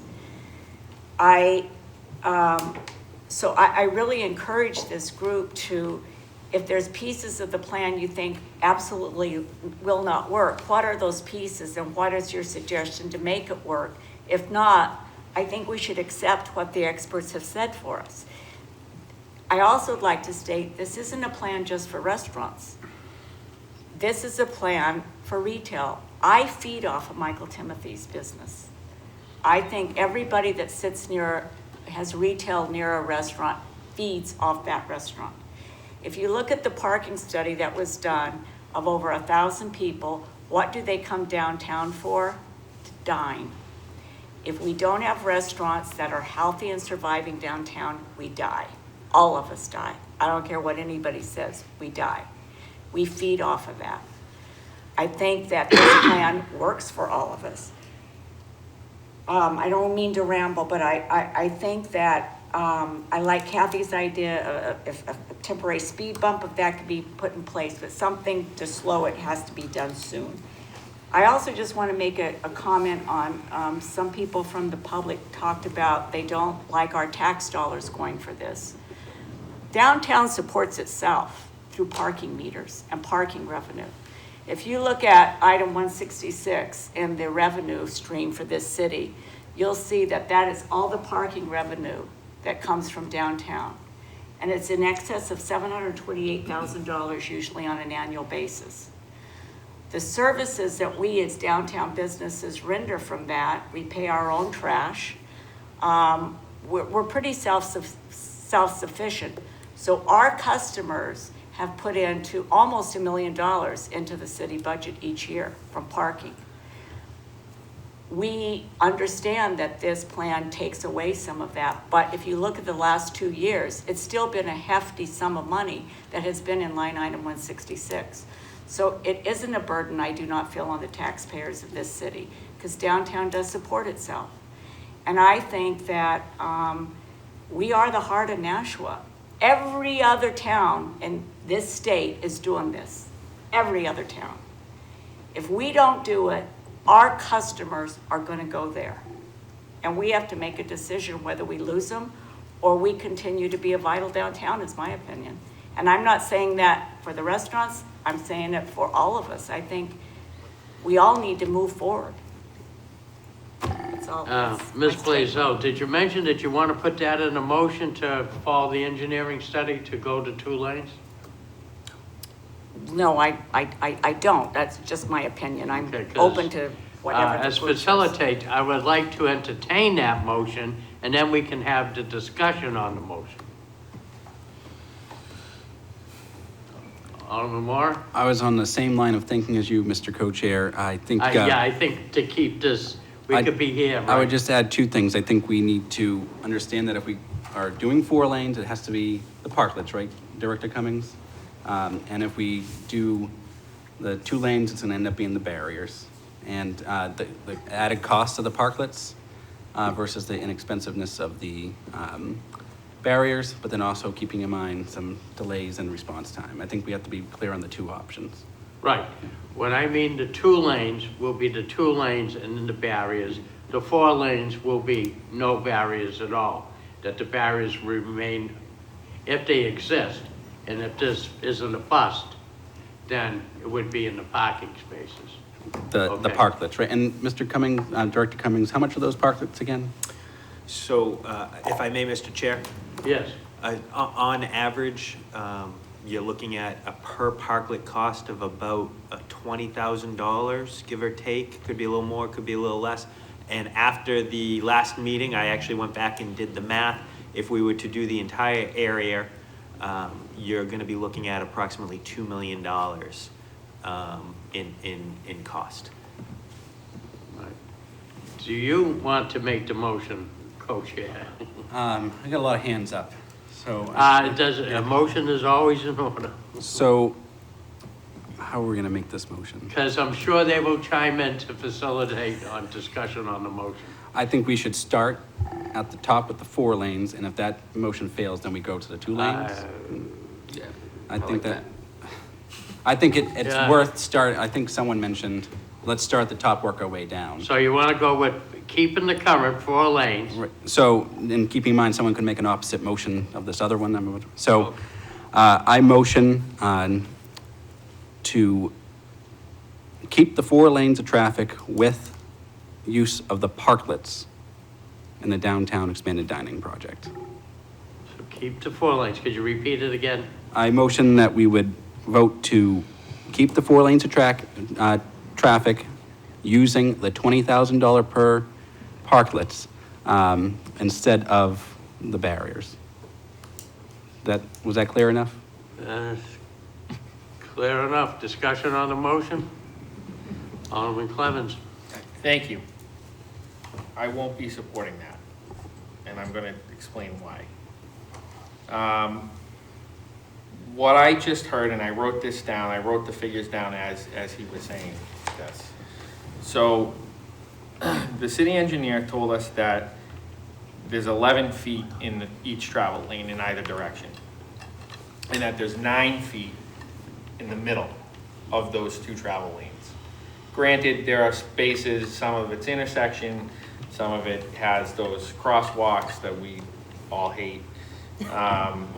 And so there's obstructions, but the majority of Main Street is 9 feet clear and 11 feet of a travel lane. In addition to that,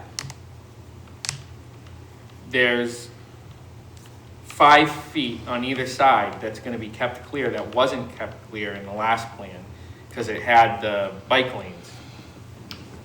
So that's a lot of feet.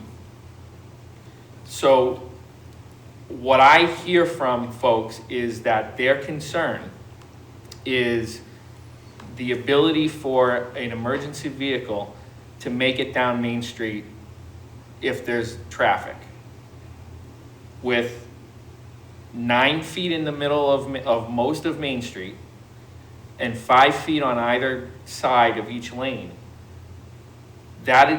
Plus the fact that despite the Opticon not working properly, they do work, and when the truck comes down, the light will turn green and people will clear.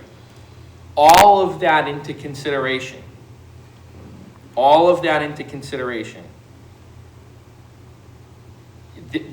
For me, the emergency part of that is alleviated for myself. And that was my main concern back in the meeting in December. Because I too was concerned about the response times. And I think that the plan there is 4 lanes up in the top between Canal and Water Street. There will be 4 lanes. So I think most of the traffic goes north. So by having the lanes up there, that's gonna, which we didn't have in the previous 2 years, that's gonna clear out the traffic. And so to me, yeah, there's gonna be traffic, and I think that that's something that downtown is a destination, right? And I, in my career on the Board of Aldermen, have worked very hard to make it a destination. Very hard. It didn't used to be. It used to be a ghost town. But now it's a place where people want to be. And I think that the barrier program has revolutionized the downtown. I think that it's been good for both the restaurants and the retail business. as Mary Lou has stated. And so for those reasons, for all of those reasons, I'm not going to support the motion of having 2 northbound and 2 southbound lanes in either direction. I don't think it's necessary. I think it's a cost prohibitive, the money that we could spend better in other places. You want to talk about a burden to the taxpayer? Spending $2 million for parklets, I don't think is the right thing to do. Thank you, Mr. Chairman. Thank you. Mr. Buckley. Thank you, Chairman. I just wanted to add a little perspective and some insight from what I've learned here tonight regarding my comments earlier about the 4 lanes. As Tim and Engineer Hudson had pointed out, we don't actually have a bike lane. I thought we did. I guess that 2 to 3 foot was for opening of doors. It was my thought that if we move the barriers to the very edge of that, that would allow us to have the full inside curb or the full inside parking space for the dining, which you would need. Because when you have a table plus chairs and an ability to walk around, you need that full 8 feet. So once you start straddling that line and coming in closer and leaving 5 or 6 feet, it really, it renders it useless. We may as well not have it. I like a lot of what Alderman Clemens had to say. I think is pretty valid, as well as Mary Lou. I think if we look at it that way, where you have, seems to be extra space now by getting rid of that bike lane and going to the other lanes, you can still have the full parking space. And it would make it obviously a nice destination for the restaurants. Let's face it, if you don't have enough space here to do it right, nobody's going to want to utilize it. So it's either you do it right or you don't do it at all type of a situation. And then we also didn't, talk about some of the other things that I had addressed before as well, where there still may be some room to gain more parking spaces just through, and I know this is something that maybe is something that has to be taken up next year, but maybe it could be taken up this year, seeing as it's going to be a little time still. But I think if it doesn't get taken up this year, it does need to be taken up next year, which is permitting fees for the restaurants in order to make it more fair for the taxpayers. And which I also want to point out that I think people forget that the businesses downtown are also taxpayers. I have a fairly large tax bill downtown. I do own property downtown. And we also make rather large investments in the downtown. So it's not like we don't have skin in the game. I just think it's important for the people out in Zoom land to understand that I hear them, and I'm here speaking for you guys as well, because I try to consider everyone. But don't think that because we're business owners downtown, that we don't have any stake in the game financially as far as tax burden or investments, because we certainly do, and it's very, very substantial. So I think that we could probably allow some type of a motion to I don't know if that's something that I would do. I don't think I would feel comfortable doing it. But if we wanted to study the 2 lanes thing, I think that probably at this point is really could be the only solution. Because now that I realize that there wasn't the space there I thought for the dining, if we did it my way, I think it was clear that Engineer Hudson made it clear that you couldn't bring the traffic right to the barriers. There has to be a buffer. And I wasn't really thinking of that earlier when I was kind of making the case for 4 lanes. It would be nice to have, but there are reasons why maybe it isn't the best idea. And I think slowing the traffic down is also not a bad idea for safety reasons as well. So that's just a little bit of insight, especially on the amount of space that the restaurant needs, which is really the full space. So once we come in a little bit further than that, it no longer works. Thank you. So my fellow aldermen, I'm going to go right down the line because you're all queued up. So, okay. Do it. Alderman Tiabo, excuse me. Thank you, Mr. Chairman. you know, to Alderman Clemens' point, 60,000 for barriers, 2 million, I don't see how that even makes sense to do that. It's much cheaper to do the barriers to get the same thing. The parklets were beautiful. When I saw them, I thought they were free, and I said, go with the parklets, but that's just way too much money. You know, and the other thing too is again, with Alderman Clemens, I want it to be a destination. You know, this isn't Nashua in 1970. You know, Woolworths is not coming back. I'm a fourth generation Nashuan. My grandmother used to say Nashway. So I know, right? The old stores aren't coming back. It's not a shopping center as much anymore. But what I think, and to Ms. Blaisdell's point, which I think is a great one, she benefits from the dining experience in the summer. And I would push for those businesses down there, especially businesses that offer a product that you can go in and buy, to find a way to utilize that time. And if it's open later on Thursday, Friday, Saturday, or something when it's the busiest, because when they go downtown and they see your stuff, they want to buy it, right? And I know not all businesses can do that. Unfortunately, like Wingate, you know, people aren't going to walk by and say, I'm going to go buy some compound medicine. But so I get his point, but I think it should be utilized in a way where you're gaining the most out of it. And my last point is to the public, right? And I wanted to mention this in the last meeting, and I withdrew, but we've heard the public. They don't have to sit here to us not have heard them. We got hundreds and hundreds of emails. Most of us, I know I did, I read every single one of them. And even when I knew who it was from, and I knew what their opinion was going to be, I read the whole thing.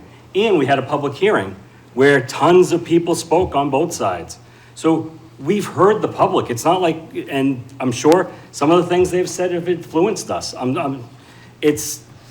So we haven't withdrew from the taxpayer.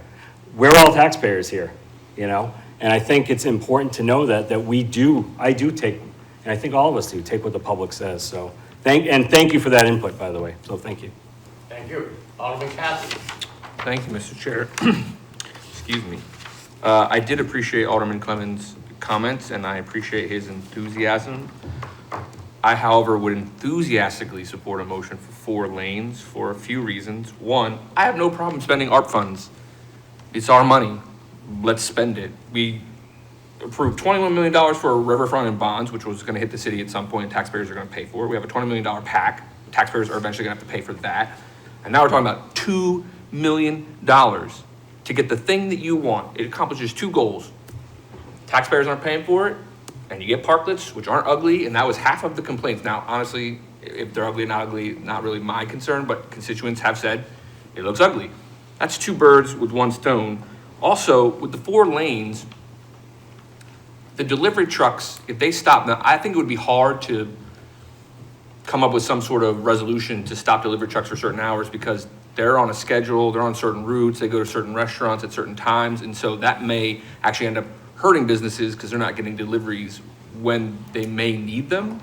And so if they do stop, and they do, in that 1 lane of traffic, that traffic's gonna back up. We all know that. And so because I don't think there's a clear path to keep the trucks off of Main Street, the 4 lane would seem like the better option because we can pay for it through ARP funds.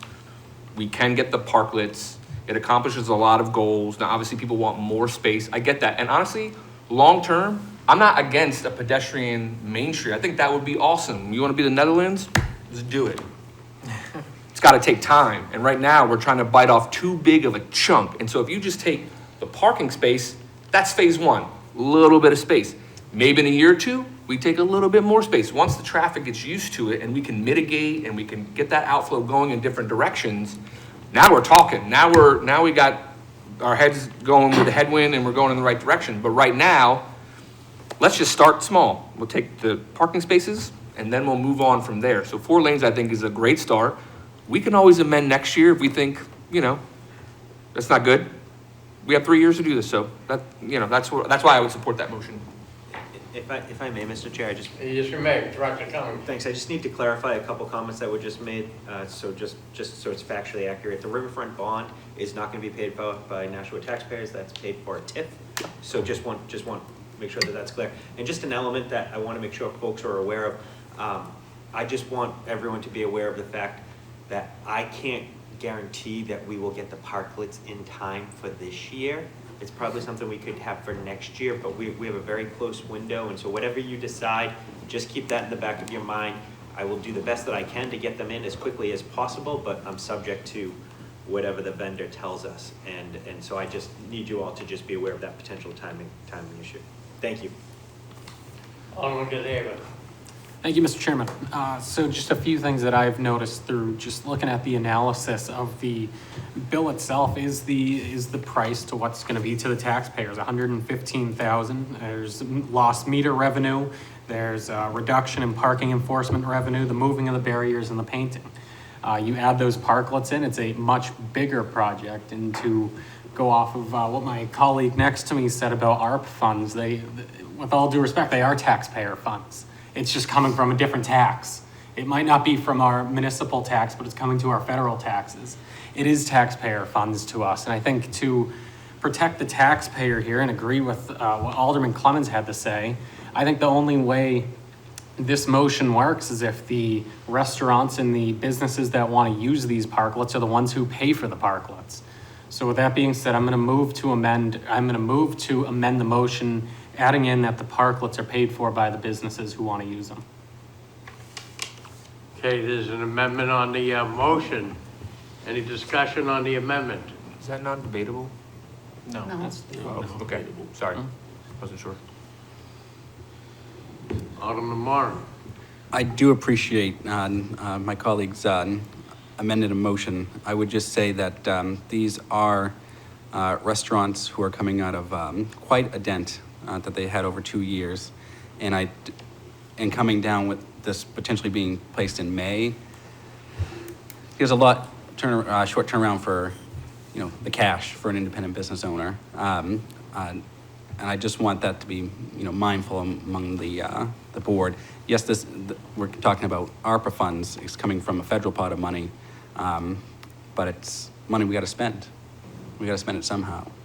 But I would just be mindful that these restaurants went through quite the ringer, and we have to be mindful of that. Alderman Clegg. Thank you, Mr. Chairman. Commenting on the amendment of the parklets, I agree with what my colleague here said. Restaurants are coming out of this, and to throw this to them at the last minute is just completely unfair. I remember when COVID hit, and Mr. Buckley can probably speak to this, just the restaurants trying to get tables with umbrellas. Mm-hmm. They were running around trying to figure out where they were going to get this money. Luckily, a lot of the businesses stepped up and gave them umbrellas, and we had to change city ordinances that allowed them to have it with advertising on it. So there was a lot of things that changed. I think to hit these restaurants, some of them are smaller restaurants, some of them are larger, as Mr. Buckley says, and some of these restaurants are just kind of squeaking by, finally seeing the light of day. I did want to comment about the 4-lane, but should I wait till after you talk about the amendment? I wanted to discuss something on the 4 lanes, but I'll wait till you discuss the amendments. Yeah, because now we're discussing I'll let you do the amendment. amendment first, and then I'll talk that. Thank you. Okay. Further, Alderman Dowd. Yeah, a couple things. One, no matter who we have pay for them, we still can't get them in any faster. So I wouldn't support the amendment right now. I think we should look at a short-term plan and a long-term plan. We're trying to do something for this summer starting in May, and believe me, that's going to come a lot closer than you think, especially when we get into budget season. And so I don't think that these small restaurants can't afford that kind of a hit. It's not like we give them this extra dining space and they're making a few $100,000. No. So you put most of them out of the picture on downtown dining. We'll open up lanes for you, but it would hurt a lot of people. So I can't support the amendment, and I hope at some point that we can have a long-term plan and a short-term plan to address, and I think we ought to focus on the short-term plan, which is what do we do for May this year? And then have other comments when we come back into the circle, since I'm next on the 4 lanes. Alderman Theobald. Thank you, Mr. Chairman. Can I ask Mr. Buckley a question, please? Yes, you may. Mr. Buckley, being one of the busiest restaurants, 2 of them on the street, if you had to pay $20,000 a parklet, is that something you would entertain? That,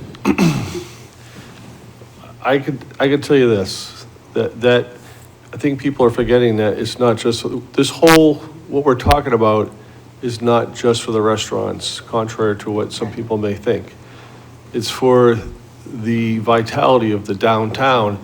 And if you think that we're making all kinds of money off of a few tables on Main Street, it's a nice added, but it's not, I would say I wouldn't want to spend that kind of money personally, but I could probably afford it. I think that if I'm the only one and maybe one other restaurant on Main Street can do it, then what are we doing? It won't work. If it comes to, personally, whether I was paying for them or not, I don't think that's the answer. I personally think those things are not safe. If somebody careened into them, whoever's sitting behind them is going to get crushed. I think they look nice. I think for what we have downtown, because now you're talking about speeding the traffic back up again, it's just not the right answer. It's very expensive. I think we're kind of missing the point of it. You would basically say, okay, 90% of the restaurants downtown, you're not going to get parklets because most of them aren't going to spend that money. And myself included. You know how many fish tacos I got to sell to make the bottom line? Because that's right off the bottom line. It just doesn't make sense. It really comes back to what do you want your downtown to be? If you want it to be vital, and these are the things that make it vital. And I still don't think the parklets are the answer personally. That's not the route I would go. So I probably would do it just because I don't think they're the right answer from any standpoint. I think that the ones we have can be painted, can be implemented better, like with the plan that we have. I think that could even be tapered back a little bit more. I think with the implementation of some permitting fees, which will maybe be substantial enough to make some impact to alleviate some of the burden for the taxpayers, is appropriate, and I'd be 100% willing to do that. I'm talking about fees that are sizable enough that they actually are impactful, and maybe will make the people that don't utilize it properly say, geez, I don't really want to spend that kind of money. But when you start talking about $20,000 parklets, which how many seats does that get? What is one of those seats, Tim? How big are they? They're roughly 1 parking space, so, about 8 feet by 18 feet. So you could probably. So you're gonna get a couple, 3 tables. I was just gonna say, 3 Yeah, or for 4 20 grand. tops. And so I'm gonna need three of them. Correct, you would. So it's 60 grand for me. No, thank you. I just don't think it's the right answer. Thank you. That's a perfect answer. Thank you. Okay. Alderman Kathy? PI, Oh, go ahead. can you amend an amendment? You amended No, Not those voted on. You can't, You you gotta should- vote it and then. Yeah, vote it up and down and then, Okay, thank you. I appreciate yeah. it. I mean, we can confuse this. I thought that might be the case, but I wasn't sure. I'm already Yeah. confused. Okay. Alderman Coleman? Yes, thank you, Mr. Chairman. I don't support the city making the expenditure for the parklets. I don't really support them at all. I think it's the wrong solution. So that being said, I would reluctantly support the amendment because I don't want the city to have to pay for them, but I don't think that we should be getting them at all. So hopefully that didn't confuse you any further. Thank you. President Wilshire? Thank you. I won't support the parklets. I don't think they're fundamentally the cure to the problems that we have. I don't think they're attractive, they look nice, but if you're, putting them on the front of a magazine, that's fine, but to put them into use just they don't seem to be safe. And so, for that reason, I won't support anything to do with parklets except voting them down. Mr. Shea, Commissioner. Thank you, Mr. Chair. So on the topic of safety in relation to the parklets, like, and don't get me wrong, like, I cut my teeth downtown on parklets. We had this parking day. Somebody thought it was a good idea to allow us to rent parking spaces for the day for $10 a piece. We put sod out. We built a community garden in parking spaces. This was in like 2012. And, you know, I love the idea of parklets. Montreal, I think, is a place where it's a pretty popular practice. I would agree that it's cost prohibitive. If you had asked me 10 years ago, 9 years ago, how I felt about this, I would be like, yes, everyone, let's get the parklets, let's do it right away. We need more parklets, but in any case, I digress. On the topic of safety in relation to the parklets, I wrote to Chief Buxton to inquire about areas of concern and whether or not they were adequately addressed. He identified 4 areas of concern. I think that 2 are germane to this part of the conversation. One being that he wrote, if seating is to be placed in the street parking areas, they should be protected by a hard barrier. It is my belief, and I can't speak for Chief Buxton on how he would read this, but that the parklets do not satisfy what would be defined as a hard barrier. In 2015, in Nice, France, there was this Bastille Day incident where a person who was not in the right frame of mind drove into a crowd and hurt and I believe killed a lot of people. When that event happened, we had an emergency meeting about the holiday stroll. This was my first year in my previous role as Executive Director of Great American Downtown. We had an emergency meeting. I was on the job for 4 months, and we had very serious conversations about hard barriers, and they are super important to safety. As much as you would like to think that everybody is a good driver and that people are not at risk, it's simply not true.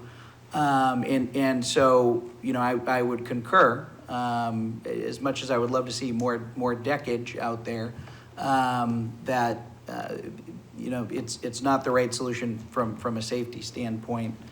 The other piece that Chief Buxton raised is that the Nashua Fire Rescue desired that there be a break between barriers of approximately 4 feet to allow for access in the event of an emergency.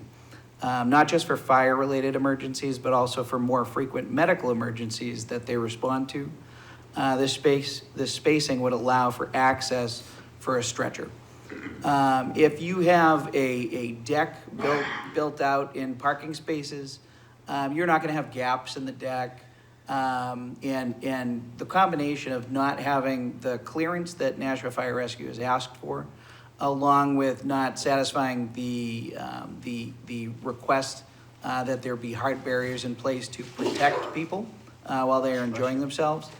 Those 2 things combined, I think, make the idea of parklets a non-starter from a safety standpoint. Thank you. Thank you. Alderman Dowd. And just one additional thing, I don't think this motion or the other motion can allocate funds. It can either be done by finance or budget, so you can make a recommendation and somebody would have to come up with legislation to fund this, but you can't make it part of this motion, it's not authorized. Alderman Clevens. Only to that point, I mean, I think everything we're doing here is a recommendation, so just. Thank you. All right, without further questions, we can move the amendment. Okay.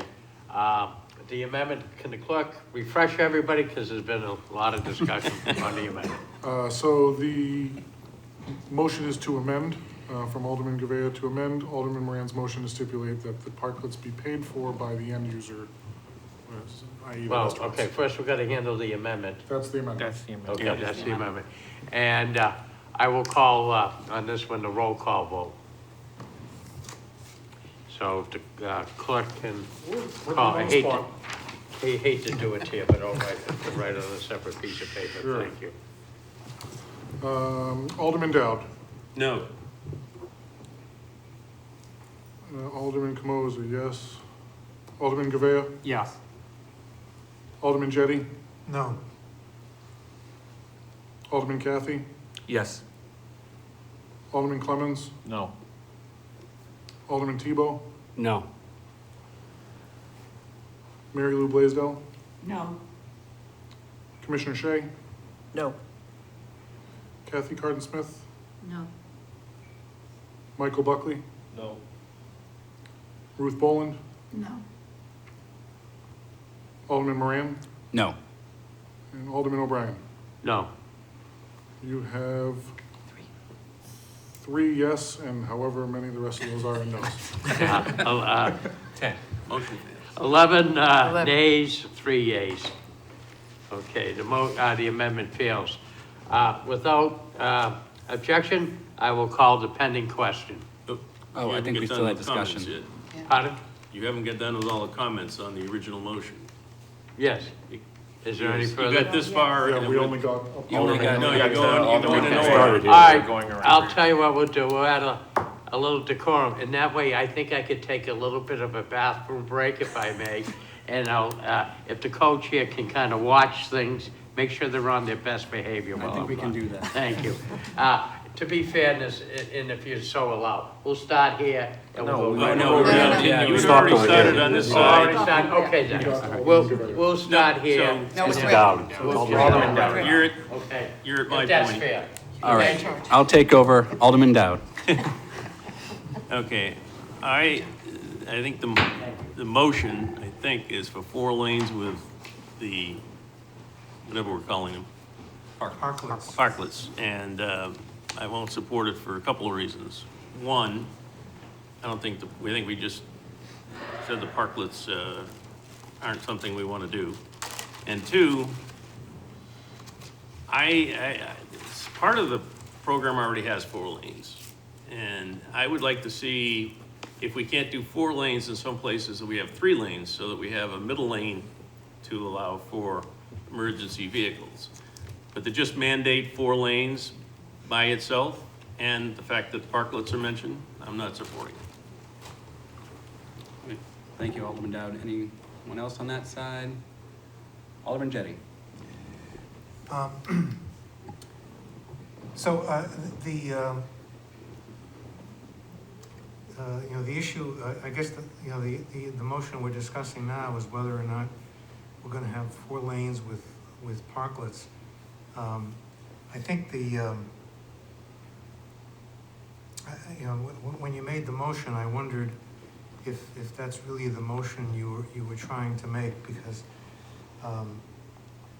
right now we have Main Street has 7 lanes, and so there are 2 parking lanes on either end, and there are 2 lanes going north, 2 lanes going south, and a lane in the middle.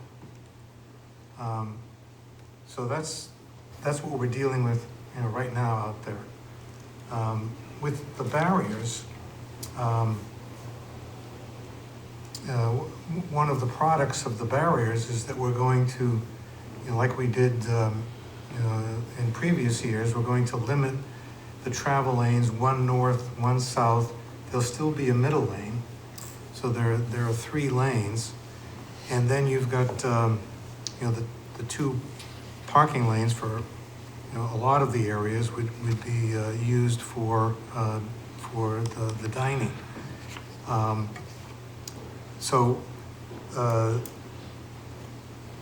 What I think when Ms. Boland and Ms.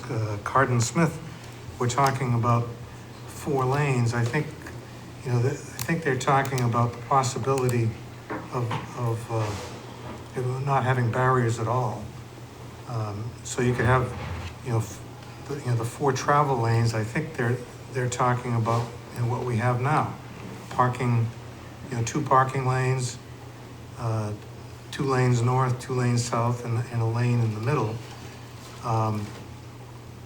you know, the parklets were only to provide dining in the street, you know, and, you know, I thought when Engineer Hudson was speaking, you know, I first thought he was saying that that if you put the barrier in the parking lane, that it, you know, you need, it's 2 feet wide, so you need, you know, the parking lane, I think he said was 8 feet, so it would reduce it down to 6 feet. And, you know, at first I thought, you know, that was doable, but, you know, hearing from I think Mr. Buckley is saying that that's not wide enough there. So, you know, I think, you know, as far as the motion that's before us, you know, going to 4 lanes with parklets, you know, I'm not in favor of that. And, you know, at first I thought we could go to, you know, 4 lanes of travel and a middle lane, and then dining in what is, you know, the parking lanes. But it sounds like that's not going to be doable. So, you know, I think I've come to the conclusion that the only way that we can make this work, you know, is 1 lane north, 1 lane south, and a turning lane in the middle. And then, as Engineer Hudson said, you know, provide a buffer before the barrier, and then the barrier, you know, is far enough from the curb so that you can accommodate, you know, tables to make it worthwhile for the restaurants. So I think that's probably, you know, where I'm going to end up on this. I do think by eliminating the barriers between Park Street and Water Street and Canal and Franklin, I think and I hope that that's going to do a lot to improve, you know, one of the objections that people have to the barriers, and that's the traffic congestion.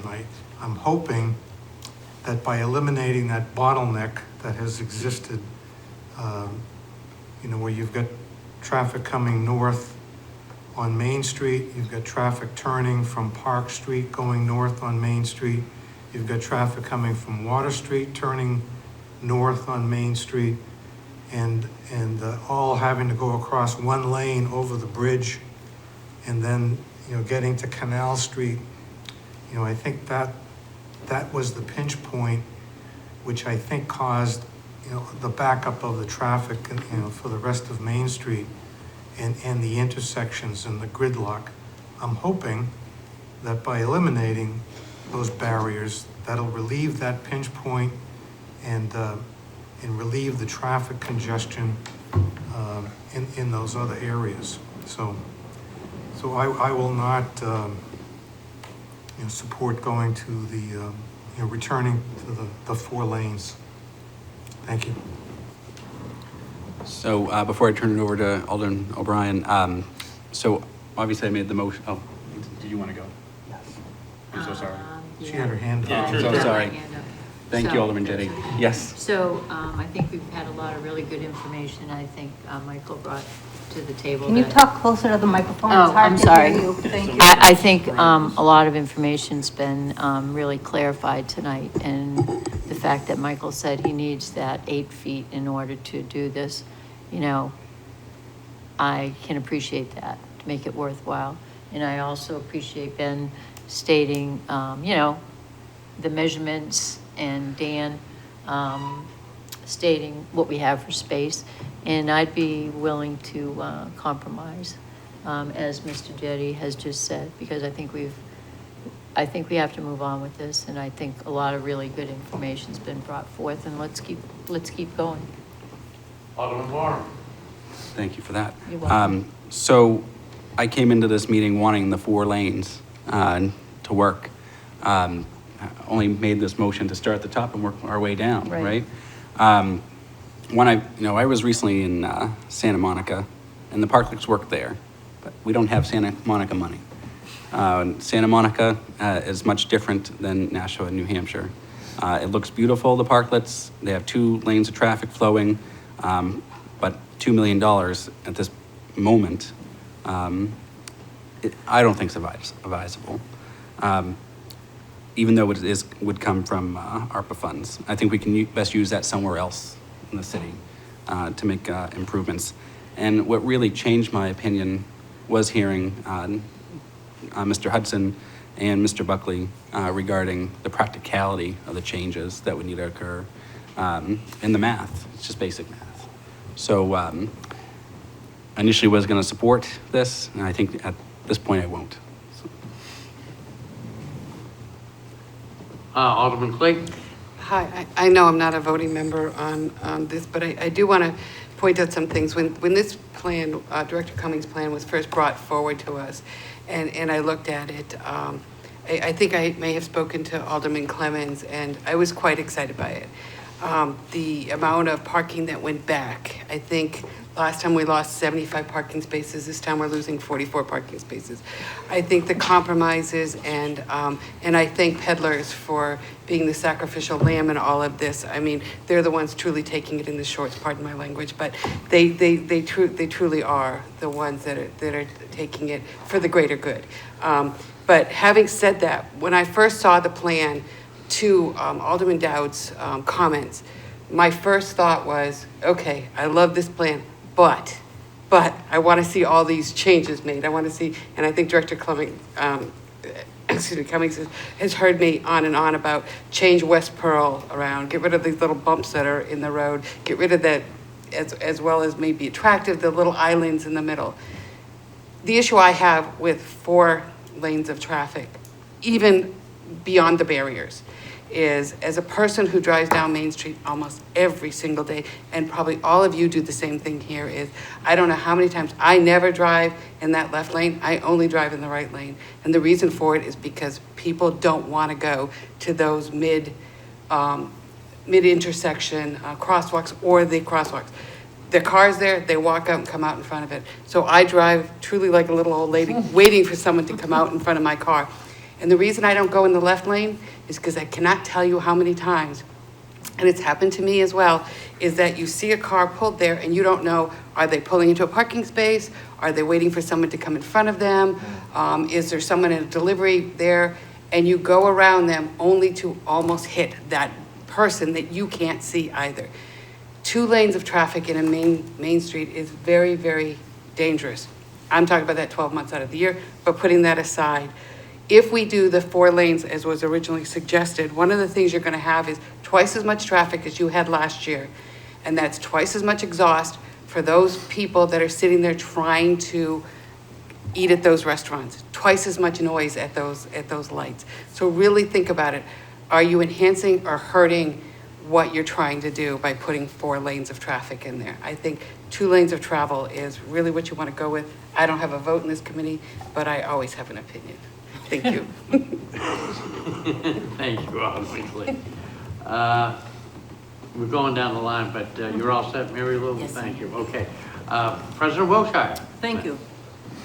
We talked a lot about the pinch points and where the traffic is, and I think that's been addressed in this amended format, which I appreciate. I know coming out of West Pearl Street was awful. You'd sit through the light cycle 3 or 4 times, at 5 o'clock. And the Canal Street intersection as well. I think that's really going to make a big difference. We've added more parking on Main Street. I think this plan can work for now. I mean, certainly the first 2 years we did it, we didn't know much about this, right? We'd never done it before, to this magnitude anyway. But now that we have the experience of, what we've learned over the last 2 years, I think we go with this plan and tweak it. If something's not working, I think we've done a lot to address things here, including additional parking on Main Street. I mean, there's plenty of parking downtown, but people want to park in front of the business they go to. They got used to that. That's how the old Nashville was. but that's not how Nashua is anymore. You know, you drive into Boston, you don't park right in front of the restaurant you want to go to. You park a block away in a parking garage. And that's what's happening here. You know, it is. It's, you know, you can't just park in front of the pharmacy or the retail shop that you want. And people, it's growing pains and people don't like that. I think that, I think we really should go with the plan as it's been laid out. I think we revisit it when we have to, if we have to, and move on from there. I think a lot of compromise has been made. So that's where I'm going with this. Thank you. Yes. The conversation seems to have moved away from the amendment a little bit, so I want to throw my 2 cents worth in. I want to remind everybody that we're talking about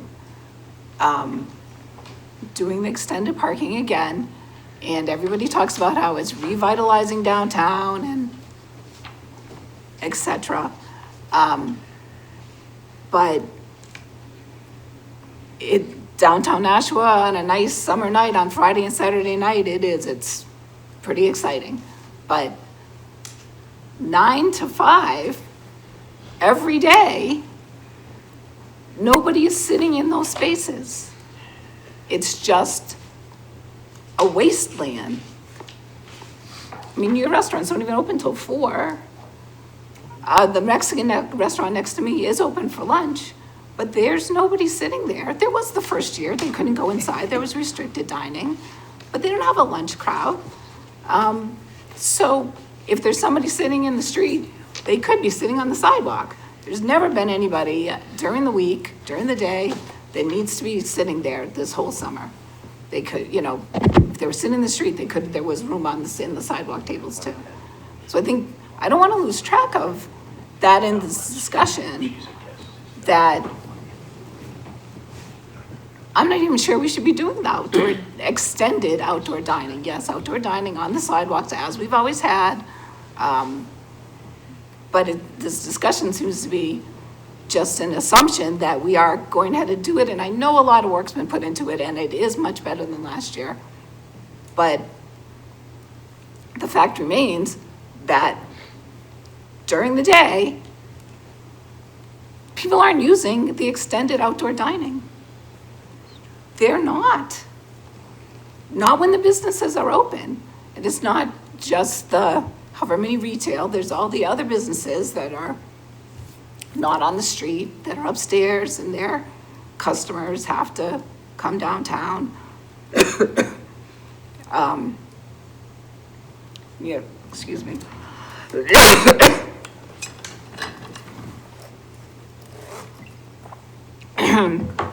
You know, we had this parking study that was presented to us.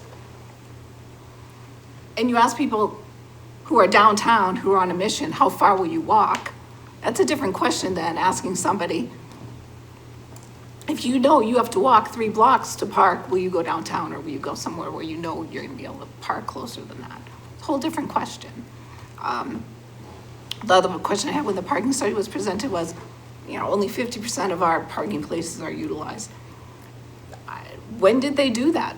Are the residential type parking, were they looking at it at night when people are parking? Or are they looking at it during the day while they're at work?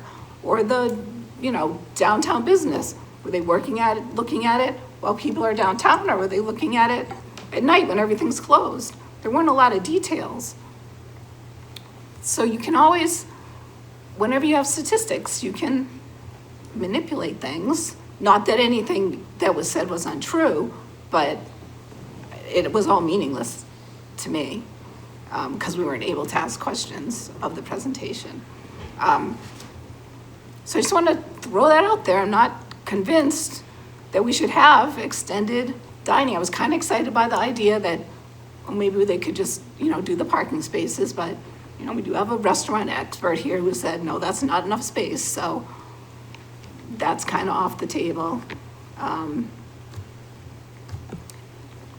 I also think that you know, we keep talking about everybody else is doing this. Well, everybody else is charging for it, to my understanding, is what I've been told by Mr. Wingate. Concord and Portsmouth were the places that he gave me numbers for. So I think that before we have a plan, we need to decide, are we gonna charge? What are we gonna charge? And ask the restaurants if they want that space, given that, you know, you're gonna have to pay, I don't know, $2,000 for a parking space for 5 months. They may not want it, because you know what? They don't have that many people that they need to sit out there. Surf on a Saturday night, you need that space, but most other restaurants, maybe the outdoor space is full, but they still have room inside. So, you know, when you say, oh, restaurants need it, I don't know that they do need it. I mean, Mr. Buckley, you just said that you don't really make that much money on a few extra tables.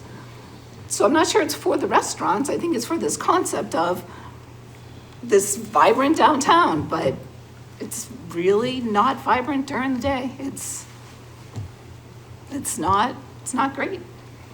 Less people coming downtown. The businesses people don't want to come because of the parking, which I know they're only 45 spaces, but they're the good 45 spaces. Maybe they move. Maybe they're not downtown anymore. Then maybe the landlords have to raise the rent price of that the restaurants are paying. I don't know. But it's one to bring the big picture back a little bit of what has been commented a lot by the public and everybody. I'm done. Next guy. No, you were fine. Alderman Moore. Those are all very valid points, and I think, I think the point of this motion is to hear out the 4 lanes of traffic, and we still have more work to do in regards to potentially fees that we can recommend, getting permission from the neighbor to take storefront space is something that we should also discuss. And anytime, I'm sure anyone can propose a motion that we don't do outdoor dining. I don't think that's something I'm not gonna propose, but I think it could be discussed at some point. But those are valid. You know, I go downtown, I think Mike and I ran into each other at Pillar's Dollar the other day on St. Patrick's Day. And this is, in my opinion, a way to make Saturday and Friday night be Monday night, Tuesday night, Thursday night. More than just the 2 nights that it's mostly packed.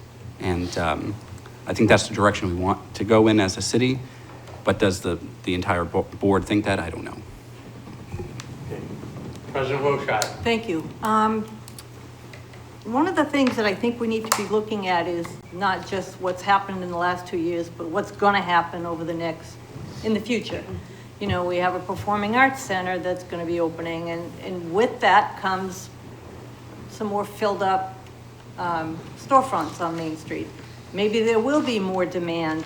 I mean, this has only been in effect for 2 years, and during a pandemic, maybe once the Performing Arts Center and other things move in, and they will have daytime needs for restaurants and shopping. So I think we need to look more long-term and not just what's happened over the last 2 years. And I think we can just keep revisiting this until it's right. That's my thought. We're debating whether to move the motion, but I will allow, because if we look at Mr. Clock over there. I was going to Alderman move. Clay. Thank you. And I will try to make this really quick. The thing that we do have to keep in mind here is that the first year was a pandemic. The second year, fine, people can say you could go in, it wasn't a pandemic, but it was also 1 year. 1 year that had a lot of rain in it, had a lot of sun, but more rain than anything else like that. I can tell you, I'm a person who goes during the daytime. I consider myself an old person, and I like to be home or going to meetings here in City Hall at 7 o'clock to God knows when. But the bottom line is, you're only looking at 1 year. All the pictures that we saw of that 1 year does not paint a picture. Director Cummings can correct me if I'm wrong, but I believe that most people look at 3 years as a good sample, not 1 year. So to turn around and say that 1 year, the tables were empty and so on, I think we're being short-sighted. So I'll stop there, and I know Alderman Clemmons has a Alderman motion. Clemmons. I move the question. Well, he was gonna do it. He beat me to it. It's non-debatable, but I want to, and please excuse me, but I know, but as chair, I just want to have, civilian guests. I know they have businesses, so I will accept the motion to move to, thank you. All right, can the clerk, since there's been some garbage, go over and what is the actual motion? The motion from Alderman Moran is to utilize 4 lanes of travel and the parklet system in the parking lane. And the clerk will call for a roll call for verification. Point of order, is this on the question to move the question, or is this on the question? Oh, geez, I didn't even do that. Gotta move. Yeah. Sorry. To move the On moving the question. question, all those in favor signify by saying aye. Aye. Okay. Opposed? Thank you. Now we'll get back. Thank you for your correction. Now we have the pending motion. Can the clerk go over the pending motion? The motion from Alderman Moran is to use 4 lanes of travel and the parklet system in the parking lanes. Okay. So a yes vote will be to do that. Alderman Dowd. No. Alderman Camo is a no. Alderman Gavea. No. Alderman Jettie. No. Alderman Kathy. No. Alderman Clemmons. No. Alderman Tebow. No. Mary Lou Blaisdell. No. Commissioner Shea. No. Kathy Carden Smith. No? Michael Buckley. No. Ruth Boland. No. Alderman Moran. No. Alderman O'Brien. No. There's a whole lot of no's and no yeses. Okay, I say that It's that 11 motion it's has been 11 to defeated. Alderman Clemmons. Thank you. I would,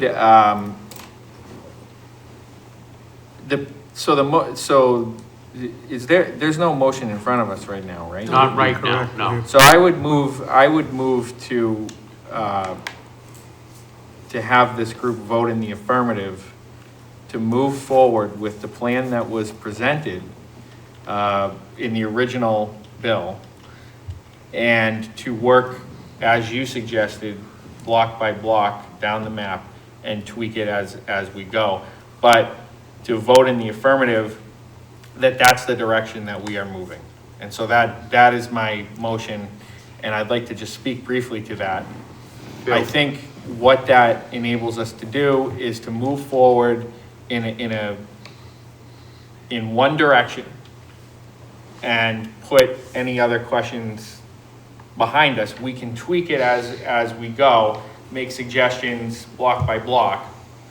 I think there were things even that Director Cummings wanted us to add and or subtract, and we can debate each block and things like that, but at least the point of the motion is to move forward in one direction. And so that would be my...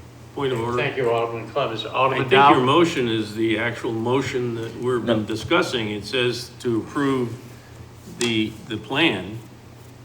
So unless you're amending that motion. We haven't We made a don't have a motion. There's no pending motion that I know of. We didn't make a motion. So are So you my making, are you motion making is the to- motion that's on the agenda? Yes, it's to Right, recommend final to passage, but... strategically go Yes. from the north to the south, block by block, Correct. and discuss it and come up with that particular solution per block so that we can That get is to my the motion. final. That is my motion. Anybody need any more clarity on that? Parliamentary Oh, inquiry. go. Just because you mentioned, Alderman Clemmons mentioned the words final passage, we're not recommending final passage. This is not a committee meeting. Correct. This is just a plan moving forward on how to discuss the proposal in front of us. Going block by block. So what Alderman Clemmons, so just for clarity, we're discussing strategy and how we're going to come to the conclusion. Yes, so my motion, and I will repeat it. The motion is to review the plan that is in the ordinance, and I don't have it in front of me, but in the ordinance, block by block, from north to south, with the idea that there's going to be 2 lanes of traffic on Main Street. Most of Main Street. Alderman Dow? And it's probably not a good amendment, but I'd like to amend that to say that due to the civilians we have working with us tonight, that we don't take up any new position on anything after 10 o'clock that we adjourn. Well, I was gonna add, the chair was gonna say after his motion, the chair was gonna have a straw poll to find out what the flavor of the board wants to do. If they don't want to continue hashing with this, I'm okay, because I understand they have businesses to open up tomorrow. I think Mr. Buckley needs a good stock that he's got to make tonight or something like that. So, well, we missed Buckashot tonight, didn't we? No, that's next week. Next week, thank you. Okay. All right, okay. I won't book a meeting, but never mind. So anyways, I was going to ask that question, but we could put that in as a 10 o'clock. Yeah, and usually after 10 o'clock, you're not making good. And so your civilians know, I mean, we're night owls, we stay here till 11. Are you keeping I your don't know motion why, on the but table? we do. Are you keeping President your motion, Wilshire. or? So anything that we take up in this committee gets, in this work group, gets back to the joint committee. Right, correct. Yeah, okay, just so that's Right. clear. Right. Alderman Kathy. I would just like to say that I would support Alderman Dowd's amendment, and I think we should take a vote on it for the Okay. 10 o'clock. All right, the amendment is that we shall not go past 10 o'clock on all future meetings? Good, good for me. If you're doing it for now, Unless there's a vote of the committee to extend it, but yes. Should be the other way. okay, so, okay, what would, clarify just what your motion is. I think I might have confused you. It's to not take up any new actions. New action. After 10 o'clock in this meeting, in any meetings going forward. That doesn't mean we stop talking if we're in the middle of something, just leave. But we don't take up anything new after 10 o'clock. And I'll tell you where it comes from. When I was chairman of the zoning board upstairs, and we actually went to 11, but at 11 it was a drop dead. And it went to the next night. We can't do that here, but and it was because any decisions that were being made after 11 o'clock at night, even after 10, were very suspect and not very good. So, I think, and in this instance, in deference to the people that do have businesses that they have to work tomorrow, I don't think, and certainly healthcare professionals, that we probably don't want to keep them out too late. Thank you. All right, further discussion on the amendment? Though I greatly appreciate the consideration that Alderman Dowd has afforded us in his motion and proposal. This is the second night that we are here, and I would really like to see us complete this conversation tonight. I work an evening shift myself, so I'm a little opposite the clock of what everybody else is doing. And have had to do a good bit of hustling to be here and join you. I don't know that there is an intent. I could misunderstand the nature of the conversation here, but I don't know that there is an intent to have future meetings of this group. But it is my view, if that is a possibility, that we can adequately discuss and resolve this issue as a task force tonight. The chair can clarify, the intent is, so mark your calendars, that until we have this resolved, keep in mind, we have a target date, as it sits right now, May 1st. So there'll be meetings up until whenever we get resolved. I have booked possibly March 30th and 31st, so if you could scribe them in your calendar, because I'm really on a rush, because we're into April, and I think Alderman Dowd will say we're into his budget season, eating up space for a room, so it gets difficult. President Wilshire. I don't support the 10 o'clock cutoff, because we have such a short time frame to get this done. So that's my concern. I mean, I think if we have to go another half hour to get things wrapped up, that we do, and probably should vote on that at each meeting and not just all future meetings. That's my input. Alderman Clevens? Yeah, I agree with Alderman Wilshire. I agree with Commissioner Shea. I think we just need to make that decision on a case-by-case basis. So I won't support the motion. Okay. Alderman Dow. I'll modify the motion to eliminate the part on every meeting henceforth, but it's already 9:45. If anybody thinks that we're gonna have a final resolution on this soon, Mr. Chairman? not tonight. Mr. Chairman? I agree, but, Alderman Clemmons. With all due respect to the maker of the motion, this is why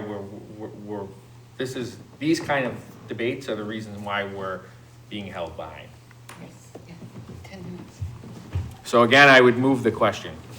All right, the question has been moved. All those in favor for moving the question signify by saying aye. Aye. Opposed? Nay. One nay?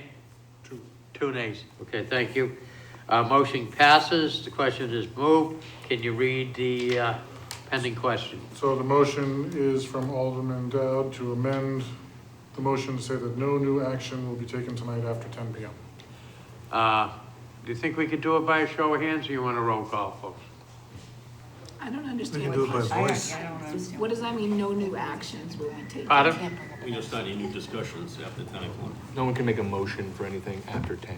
It's only, No new topics. No new topic. Okay. May I ask a question? You can do, Yeah. ask a question, please. Just because I am so confused, if Welcome you to have the a club. motion that we basically pass the plan as stated here, That's not what we're debating right now. No, but she's. but giving that's you a what your correct- motion is. Originally, yes. Your original motion was that we pass the plan Was- as presented. No, my original motion was to work through the plan. Okay. Yep. Okay, call a roll call. All right, so the motion is to say that no new action will be taken after 10 p.m. An affirmative yes vote is that no new action will be taken after 10 p.m. Alderman Dowd. Yes. Alderman Camosa, yes. Alderman Govea. Yes. Alderman Jettie. Yes. Alderman Kathy. yes. Alderman Clemmons. No. Alderman Tebow. No.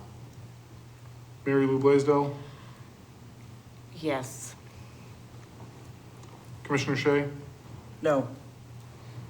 Kathy Carden Smith. No. Michael Buckley. No. Ruth Boland. Yes. Alderman Moran. Yes. Alderman O'Brien. No. That is 8 yes and 6 no. So motion passes. Motion passes. So we got a 10 o'clock jump. Okay. 15 minutes. If I may, Mr. Chair? Yes.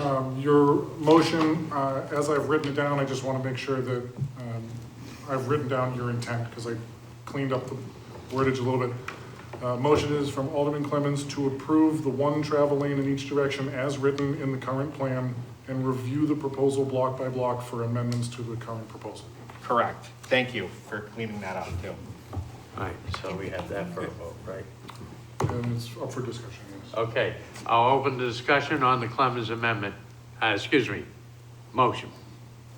Alderman Dowd.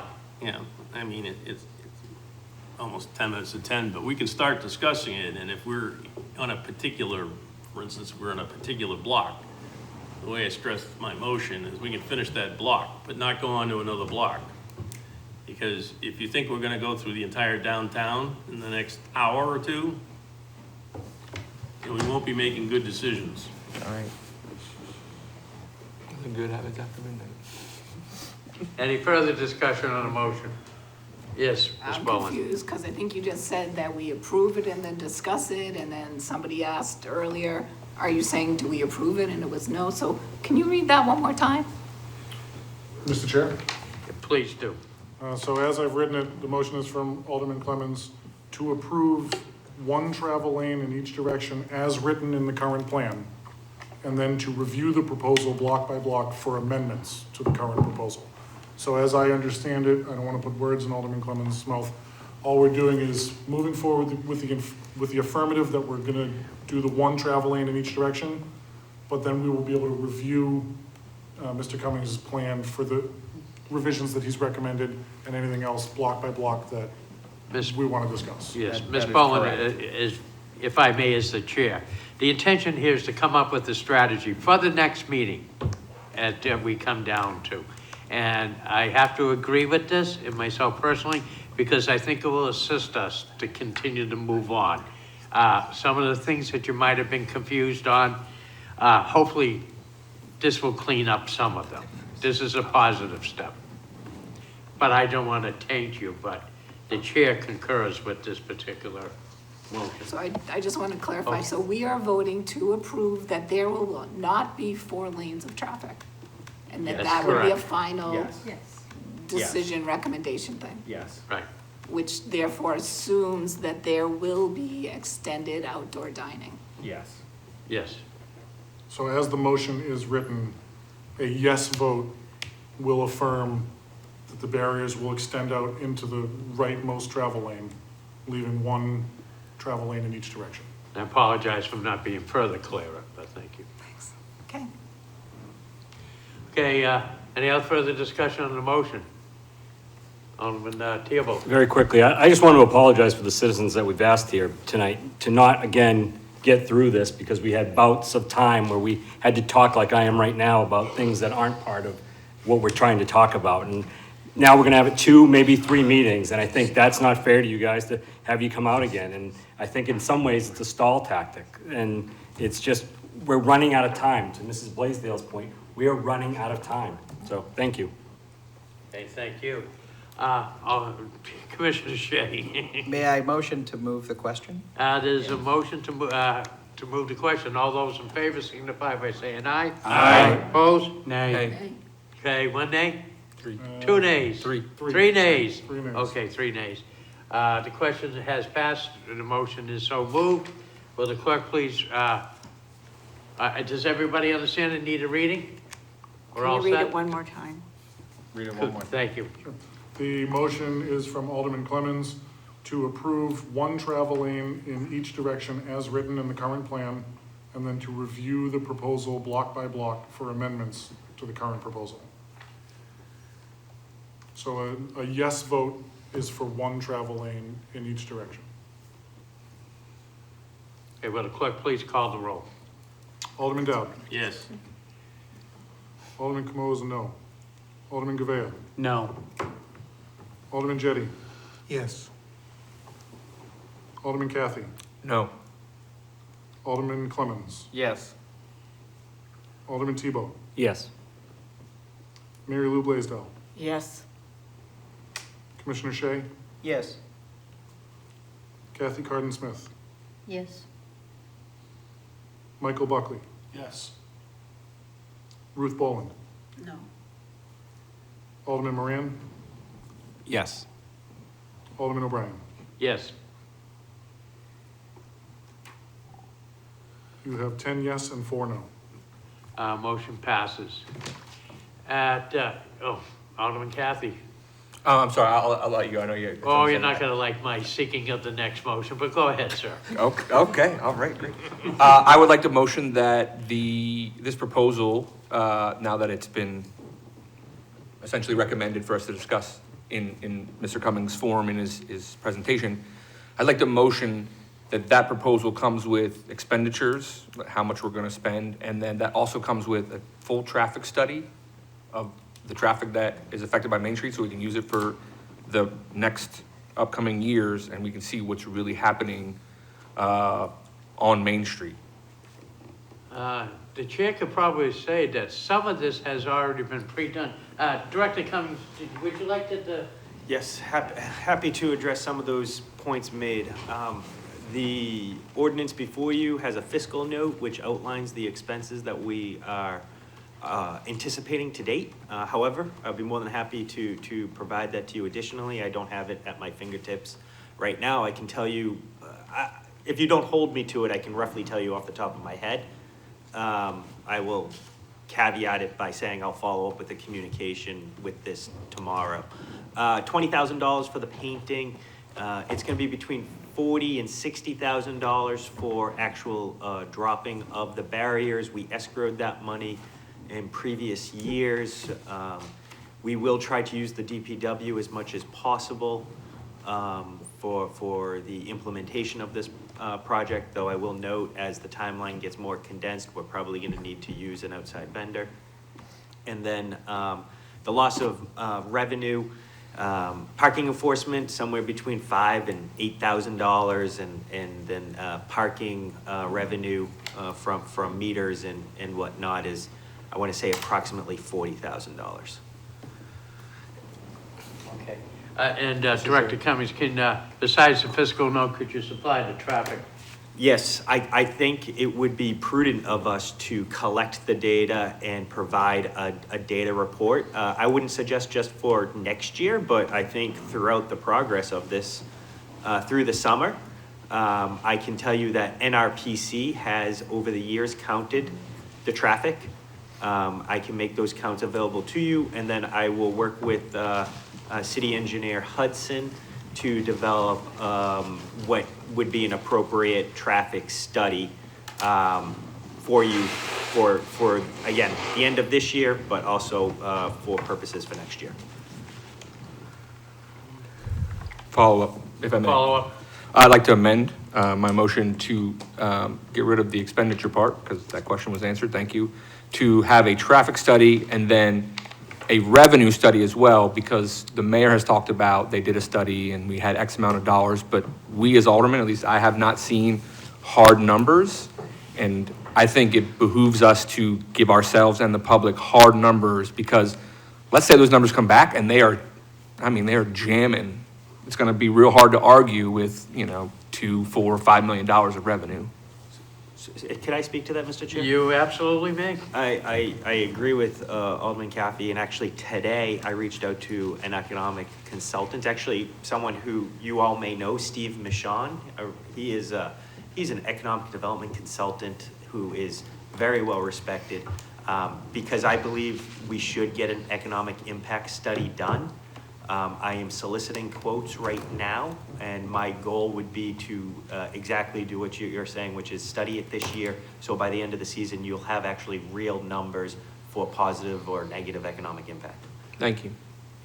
Okay, any other requests of Director Cummings for information prior to the next meeting? Right, you'll see fit to that. Thank you. Alderman Clemens. I guess it's a question, is Alderman Caffey's motion still on the table? Yeah, it's a motion to have it included with the proposal. Okay, Yeah. so can I speak to that motion? Sure. So I agree with you, but before I voted on that, I'd like to see what the director comes back with the costs of that. So I don't know if, I think obviously I would support that in the future. I think I would support it regardless of what the cost was. But I think just for clarity purposes, maybe it would be better if we let him do that and then wait till the next meeting to vote on such an amendment. I withdraw my amendment. Thank you. Alderman Caffey withdraws the amendment. Or, sorry, not my amendment, my motion. I withdraw Your my motion, excuse me, I'm getting late. And the chair is now looking at the time, it's 9:57. And without objection, I think we had a first. I am so excited. I was beginning to worry about you guys. We do have public that we would never do anything. But we basically had done something. Okay. Point of So order. I think this is good, and so I congratulate you all, and you stick to it. We still have some housekeeping items still on the agenda, as Mr. Clerk has brought up, so we must follow the proper. So, Ed, we did have a hand. So, public comment? You have a motion on the table, don't you? Oh. No. No, the motion, the motion was withdrawn. No, The no, motion was no, withdrawn. Alderman Clemens' motion. No, it passed. Oh, yeah. Okay. Okay, yes. But should we, Alderman I'm gonna make a motion to table, because we did take it off the table, the ordinance. You're a better parliamentarian. I completely forgot, I thank you. There's a motion to table, as per our custom, to put it back on the table, so when we meet again, we will take it off. Okay, so tabling, I've just explained that a tabling motion is non-debatable, but just to explain what we are doing. So all those in favor signify by saying aye. Aye. Opposed? Okay, it's non-debatable. We already voted, so now this is a question. No, that confirms it then. We didn't untable it. We did. We did. We did. We Yes, we did. did. Oh, we did, okay. We did. Yep. I must have missed that, because I was like, wait, what are we doing? No, it's okay. Okay, cool. All right. Thank you. Appreciate it. We Yep. did. Yep. Okay, thank you. You're welcome, Alderman Kathy. So, Mr. Chair, you have no one in the chamber, and it looks like you have one on Zoom. Okay, I will call on Beth Scare, please. Yeah, Beth Scare, 111 East Hobart Street. I was very concerned that Alderman Tebow said that because people who were opposed to the mask mandate also oppose the barriers, then we shouldn't listen to them. Because their concerns about safety mean nothing to him, I assume, is what he meant by that. It was an awful thing to say. And something nobody's brought up this entire time is that the Main Street is a major north-south route. I mean, if you look at a map of the city, we have the Turnpike and we have Main Street. And there's only two ways to get through. If the Turnpike's closed, everyone goes down Main Street, and vice versa, because of the bridges or the lack thereof. So you can't just say, hey, this is fun, we'll have 2 lanes, we'll slow down traffic, it'll be a nice, cozy downtown. You can't just magically make that happen. And I like that a few of you mentioned that, you know, restaurants should be paying for this sidewalk space because it's a limited resource. If they don't pay for it, they might just take it and not use it. You know, the value goes with how much they pay for it. And Dan Hudson was cited as the expert. He was cited as the expert, and then he admitted that he is not the expert on emergency services or emergency vehicles. And that's kind of a big deal. If he is being cited as the expert and then he admits that he's not the expert on all the issues, the important issues, including emergency vehicles, then, you know, that's a big problem. And if you guys pass this, if you put this into place and it ends up being a huge debacle again, then God willing, we can get this on a ballot question and get this fixed, because I'm very concerned with where this is going. Thank you. Thank you. Anybody else? Yeah, Gary Matthew Cuthrell. Thank you, Chair. Matthew Guthrow, 104 Fawn Lane in Nashua.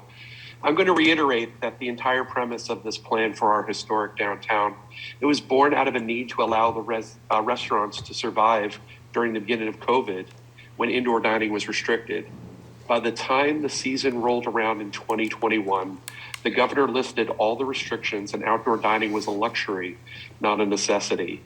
But all of this is not about downtown dining, but a plan that came about from an Imagine Nashua Vision Workshop, where less than 500 people participated in the Vision Workshop survey, and less than 1/5 of that actively participated in the meetings on Zoom. So we're reshaping our historic downtown based upon the input of less than 0.5% of our residents who participated in the survey, and less than 0.1% who actually participated in these virtual meetings. Really? Is this what we are basing this economic development boondoggle on? Nashua is not Boston's North End. We need to realistically think about what reducing parking will do to our downtown. Making our residents walk blocks to get a haircut, pick up their medication at the pharmacy, or do their banking on Main Street is not going to be overwhelmingly embraced by our residents. Many of these tables sat empty throughout the week. you're going to create a permanent barrier choking traffic and restricting parking downtown where these residents aren't even open every day during the season that you want these barriers erected. While I don't always agree with my Ward 2 alderman, Alderman Dowd does have a point that we are putting the cart before the horse, so to speak, and this task force needs to put forth a short-term plan and a long-term plan. We cannot in good conscience, in a few meetings, come up with a plan that covers the legislation proposed for 3 years. We need to really understand the economic impact of this legislation, and a traffic study is sorely needed. Therefore, we cannot look beyond 1 year with this legislation. Finally, the one thing that's being ignored is that an overwhelming amount of residents have spoken out against this. This is an unnecessary waste of our tax dollars and a huge safety hazard in the making. Thank you. Thank you. Anyone else? Can you hear me? Yes, we can hear you. Can you identify yourself? Yeah, And Gary Wingate. name and Gary address Win- in 3 minutes, please. So Gary Wingate at 15 Sherman Street. One of the things that wasn't brought up today is about the placement of the outdoor dining. You know, restaurants have outdoor dining, which means defined as tables and chairs on the sidewalk. Should be allowed to place them only within the boundaries of the respective storefronts. Restaurants having extended dining, which is defined as tables and chairs in the parking spaces, would be allowed only within the boundaries of the respective storefronts. That will allow the neighboring non-resident businesses to have the parking spaces for their customers in front of the respective businesses. That's what Portsmouth does. That's what Nashua should do. You own up to the boundaries. Pay to play came up. I feel like that should be done. I mean, you could within 1 day go to all the restaurants and figure out the square footage and determine a fee, like Ernie Jetty had recommended. I think it was $5 a square foot for Portsmouth. And also the parking space in front of them should have a certain amount, 2,000, 3,000. I feel like you should go through the exercise of looking at how much that would be, which would take you 1 day to do, and present it at the next meeting so you can see how much skin in the game. I know Mike Buckley was in favor of having the pay to play, and I know others, we should do it also. You know, I find it hard to believe that we've ignored the fact that all the letters, all the testimonies, 50 businesses that we interviewed downtown were all concerned about the traffic. Traffic is the number one problem. And like this lady said before, you know, it's going to be difficult to get down to 2 lanes again. It doesn't make any sense because we have so much commercial traffic. If you stand up on Library Hill, I told Tim Cummings, let's go out there someday for half an hour and believe there's big cement mixers, there's waste management, there's the beverage company. There's so much huge trucks plus the freight of the FedExes and the UPSs and all the other cars that come downtown, you know, coming onto Main Street from Amherst Street, Concord Street, Canal Street, Daniel Webster Highway.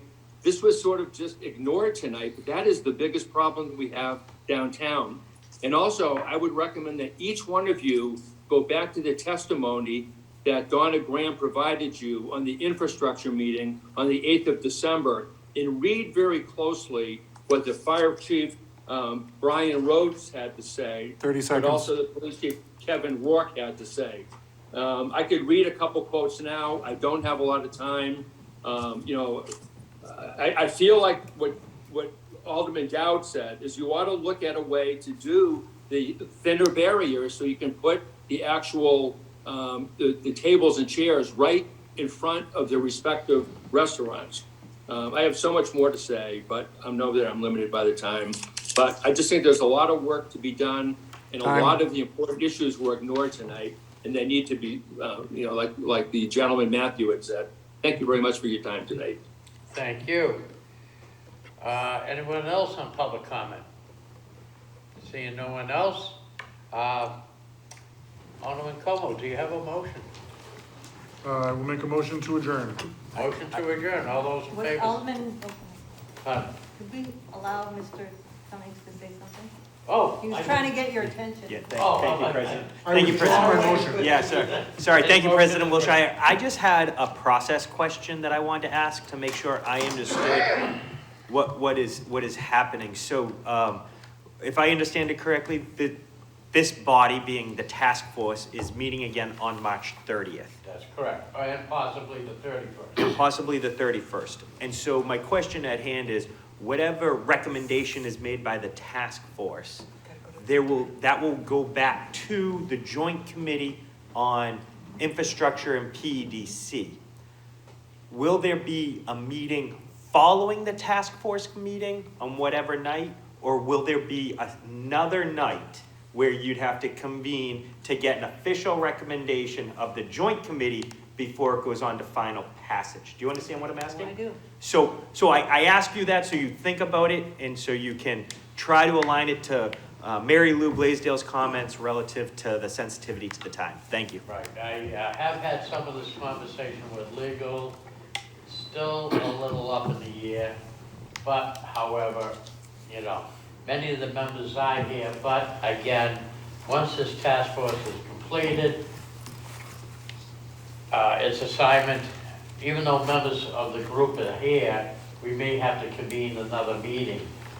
So what I would recommend is you notice the joint committee on the night of the 30th and on the 31st to follow directly after the task force meeting.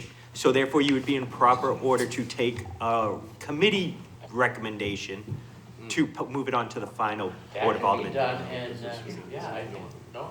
Yeah, I don't have a problem with that. Yeah, that could be done, and we don't necessarily, the meeting can be adjourned at any time. Otherwise, I just want to point out, and this is more, I know this is really granular, but this is more for just people who don't understand our process, which is there'd be potentially a delay of a week before it's heard again by the joint committee, and then a delay of 2 weeks before it's heard by probably the full board. No, I concur, because we do, sort of Damocles is upon us, yes. Thank you. Thank you. All right, I am going to do that, if everybody understands. Okay. We'll do that. I'll book 2 that we could possibly convene at that particular time as a joint board to vote, thus making a recommendation to the full Board of Aldermen. If not, we'll hold it in reserve. Okay? All right. Okay, that being said, now we have somebody that wants to make a motion. Oh, Alderman Dowd, well, hold on. I'm going to make a motion to adjourn. Oh, yes, you can. Okay, go ahead. We have a motion to adjourn. All those in favor signify by saying aye. Aye. Opposed? Nay. And thank you, everybody. Nice job.